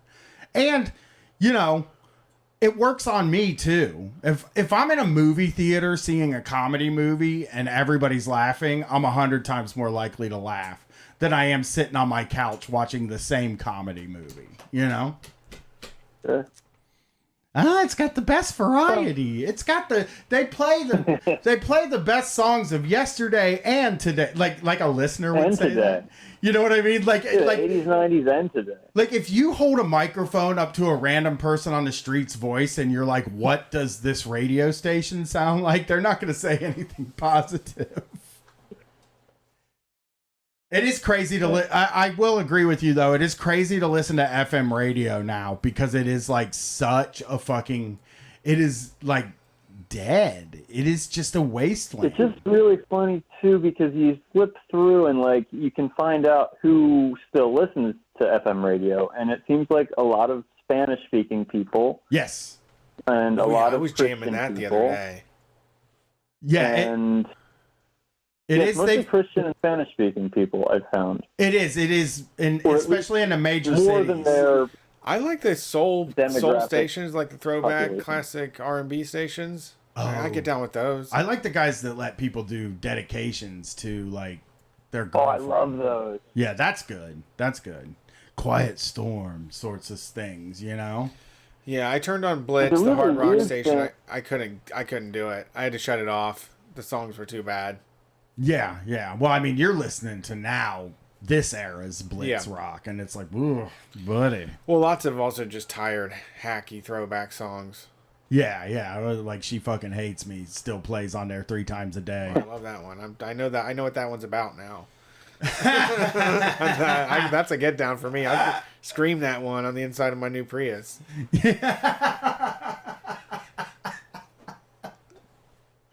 All right. Well, thanks for calling in. Anytime I get to talk about radio. Thanks for taking my call. Yeah, appreciate it. Anytime I get to talk about radio. I do. I love flipping around on the radio sometimes. It's bizarre. It doesn't last. You can't just like only listen to the radio in your car, but I can get a few hours out of being like, what is this bizarre fucking radio station? And they're DJs, and you know, when you go to different cities and shit. When I drive, like he said, he drove to Chicago and listened to their stuff. I love to jump on the radio whenever we're on the road and hear, you know, weird shit. I like hearing DJs for sure. Yeah. Like I can't get enough of like, you know, if you're driving, especially in the morning on the road, like find the local hard rock morning show just so you can hear what the fuck they're up to. Cooter and Scrooge. Yeah. Loper and Randy, you know. Yeah. I should check them out because they release their show in podcast form, I think. Yeah. I should check it out and we'll see what they're doing. All right, last call. The one to end them all. Loper has a Supreme fanny pack. Bothers me. Those are cheap to get from China. Those are very commonly bootlegged. But I don't know. Probably not. They're also, you know, who knows? I just see a lot of them. Yeah. Hey, what's going on? Thanks for calling. Hi, this is Tim from Northern California. Him. Hey, Tim. How's it going? What's going on, Tim? Good. I want to tell you guys about the new job I'm starting. Okay. I'm a registered nurse, and I left the VA, and I'm going to work for Dignity Health at a hospital here in Northern California. And I'm going through orientation, and I just want to share a few things about starting. We're losing you right when you were going to tell us. Hello? Hello, can you hear me? We got you. We didn't hear what you were going to tell us, though. Okay, sorry. I'm going to try to keep still and not lose the signal. I'm a nurse. I'm starting a new job for Dignity Health, a hospital here in Northern, one of many hospitals Dignity Health owns in Northern California. And they call it like the golden handcuffs, working for Dignity Health, because the pay's good, but it kind of just ties you into working there. You know, it's a very shitty place to work for. Right. Like if you get used to it, it can be a long-term thing. Yeah, exactly. They lock you in. And hospitals are pretty hard places to work for. I spent a lot of time in hospitals, but just probably the last year, I worked like an outpatient setting and at home health, but because of financial and health reasons, I got to start this new job at Dignity Health to make some extra money and get better health benefits. It sucks how it works out that way, but it's what's like, I guess, in our family's best interest. But I wanted to share with you guys my experience. I just had my first week of orientation at Dignity Health, and Dignity Health is like, if you're thinking about working for corporate, like working for like big business corporate, like I'm gonna get a job at the best company in the country. Like that's like Dignity Health. Dignity Health is like super corporate hospital network. They still kind of have like these like stupid policies that still stick around that to me as a socialist highlights like, you know, like elitism and class separation. Like for example, one thing that pisses me off is they still have like uniformity policies where every person who's not a doctor that works for Dignity Health has to wear like a certain color code. Like nurses wear navy blue. Lab people wear bright red. Respiratory therapists wear black, blue. I mean, these look like a bunch of goddamn Skittles, like a pack of Skittles running around the hospital. And I really don't understand why.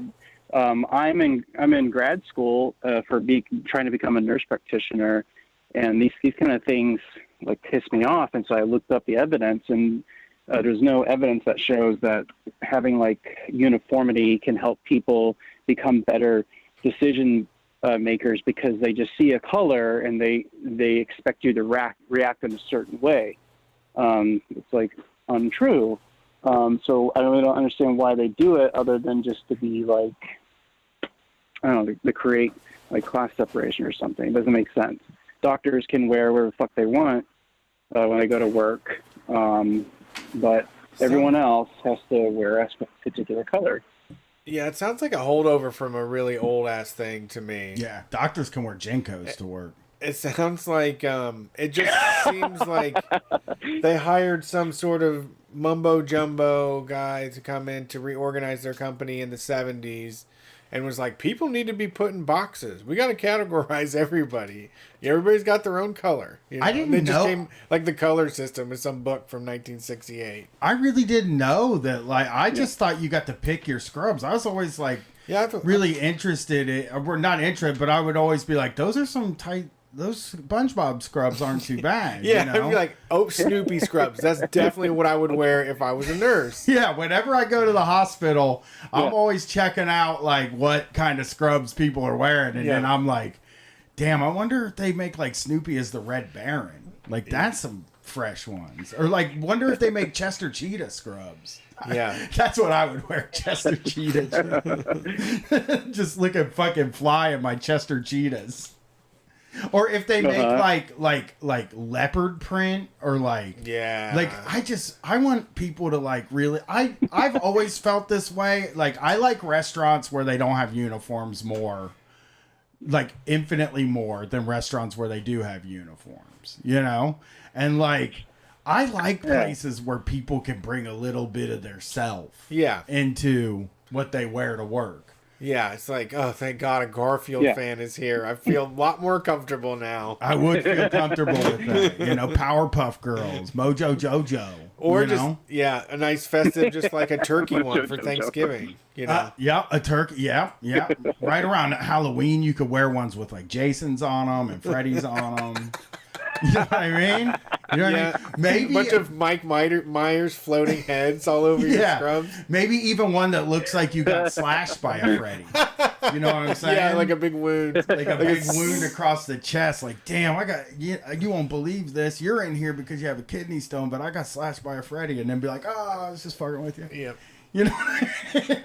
Yeah, it's fun. It brings some lightness to the hospital, to Dignity Health. You come out from your anesthesia, and you're like, "Oh, you got Freddy'd." You're like, "No, I'm glad you're awake. Like I'm in hell. Glad you're awake. Your reflexes are good."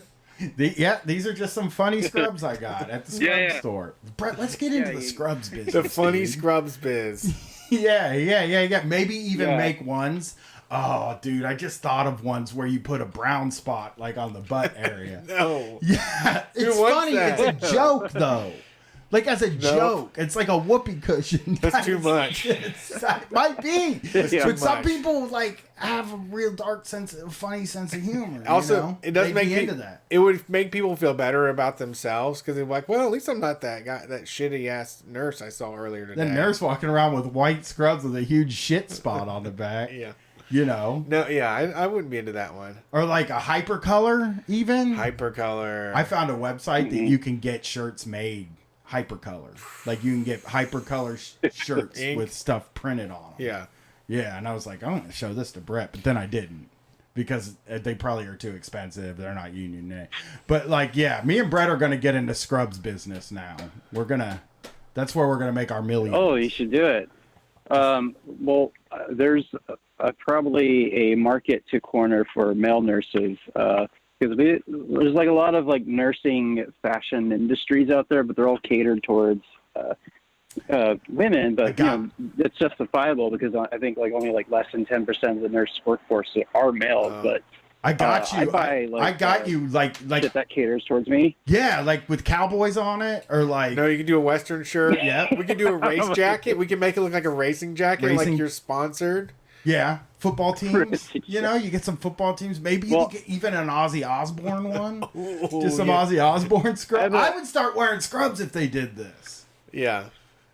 I have a baseball scrub, and I have sometimes I wear it deliberately to try to like trigger like right wingers or something. But I wear a lot of union scrubs, like major unions like California Nurses Association, wow, United National Nurse United, which is like the largest national nurse union. So they're like in bright red too, with like yellow colored font, so it's kind of like screaming in your face. I'm just trying to like get.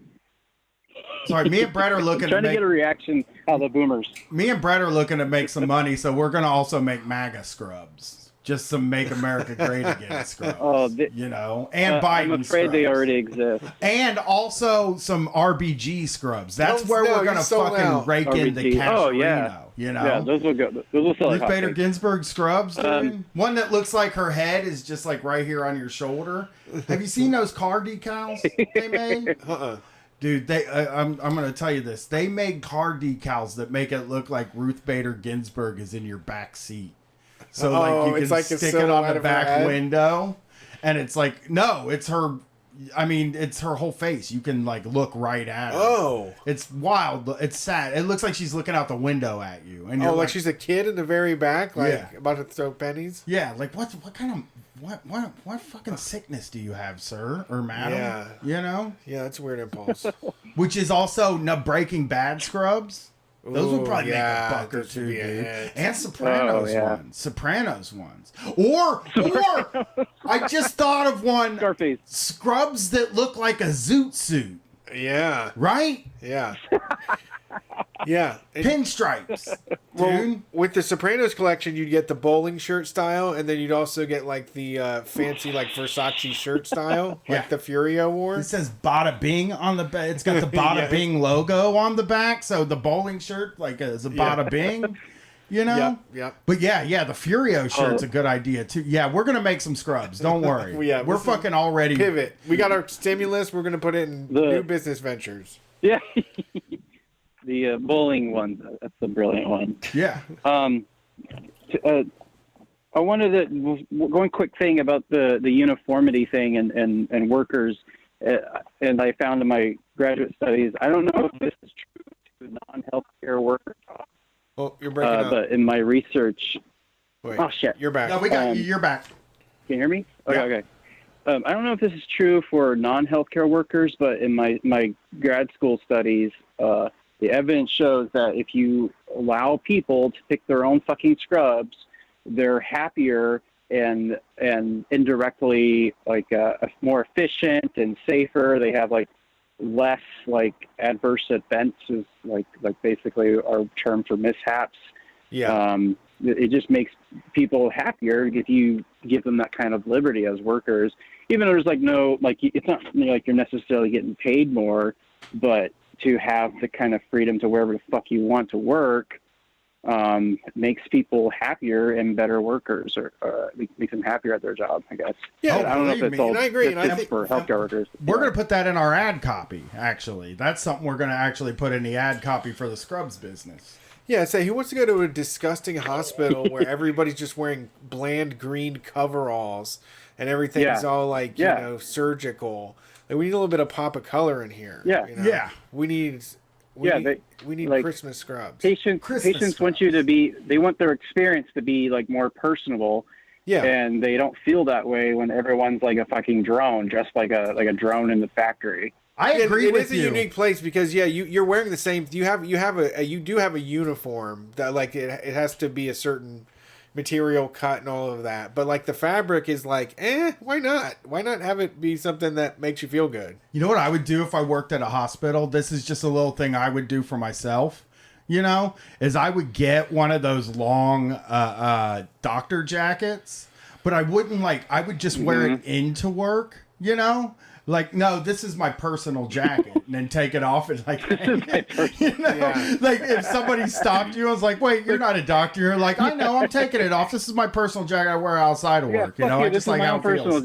I get a really sick lining for it. Get a really good lining, so when you can flash it open. Yeah, yeah, and then you just take it off and fucking put it in the locker when you get into work. But you just when you walk in, you get all the like, hey, it's a doctor. You know, hello, doctor. And you're like, yeah, that's me, Dr. Dude. You know, oh, that's a good Scrubs, though. We'll get Scrubs that say Dr. Dude. You know, that's what I just thought of off the top of my head. Dr. Dude. Hey, it's Dr. Dude. Hey, I'll let you guys go. Do you mind if I plug my friend really quick? No, go for it. Not at all. He goes by T-Top Wreckers. He his name's Steven. I wouldn't know about you guys if it weren't for him. He every Sunday night at 9 p.m. Pacific time, he has his own 2-hour show on North State NPR, National Public Radio. Like he does the local show from 9 to midnight, and he calls it Tapita Lucida, and it's just basically a shuffle of experimental techno, very interesting music. But every Sunday night he has a show on North State National Public Radio in Northern California. Tapita Lucida, tune in. It's a great way to end the week. Nice, thank After you. you guys. Thanks. Appreciate it. Have a good night. Thanks, Steven, for telling of your friend. Yeah, hell yeah. Goes a long way. Yeah. Yeah. Hey, you know, All right. I thought of all these Scrubs now, man. I'm gonna have these in my head the whole fucking time. You know, They're so fun. I know all the ideas we have. I would love somebody to get me a lookbook of different Scrubs that we've come up with already. I will buy the Dr. Dude ones because I like that fucking like image. You know what I mean? Yeah. You know. What color? Those probably gotta be like we're either talking black or like loud.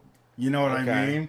Like Dr. Dude probably wears Hawaiian. It'd be Hawaiian. Okay. Print. Yep. Scrubs.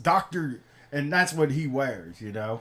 I'm writing all the. I'm actually in my Google Docs right now writing like time to write the TV show Dr. Dude because we haven't had a good doctor show since Scrubs. Went away. Time. And it's time. But like instead of being like Scrubs where everybody's like in a bad mood and angry all the time, these people are going to be so happy. And mainly it's going to be because they get to pick their Scrubs. You know? Yeah. And then at the end of the show, it'll tie up and be like, oh, hey, you know, you like the Scrubs in this show? I got the place for you? We're going to make a sitcom called Dr. Dude. It's going to be about a hospital where they go in there and everybody talks about their Scrubs and why they like them. Like, I wore my Brutus Buckeyes Scrubs today because that's my alma mater, and I'm really proud to be an Ohio State Buckeye. Yep. That's how I show my pride. It'll be like the ads for the radio shows. Yes. Yes. And then right at the end of the show, it'll be like, hey, did you like the Scrubs you just saw in this episode? That's how they'll do it, too, because that's a good way to do it. Because I'm sure a lot of people will be watching it, nurses and doctors will be watching it and being like, oh, man, I wonder where you get those fucking Chester Cheetahs, you know? Or, yeah. Or those, you know, there's all kinds of different things you can. Towley from South Park. Towley from South Park. Yeah, where'd I get those Towley ones? Because we're not going to pick, like, just any old brand. No, the good one. The people stuff we love, yeah. Yeah, Deadpool. We'll put Deadpool on there for sure. I'll bet you there's already Deadpool Scrubs. I'm wondering. Yeah. I don't know. There has to be, somebody has to be in the market. They're not.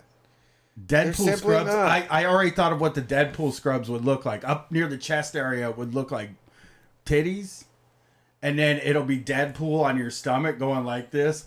Booby! Holding like the he's boobs? all excited about boobs. Okay. You know? And he's got a fucking chimichanga. Yep.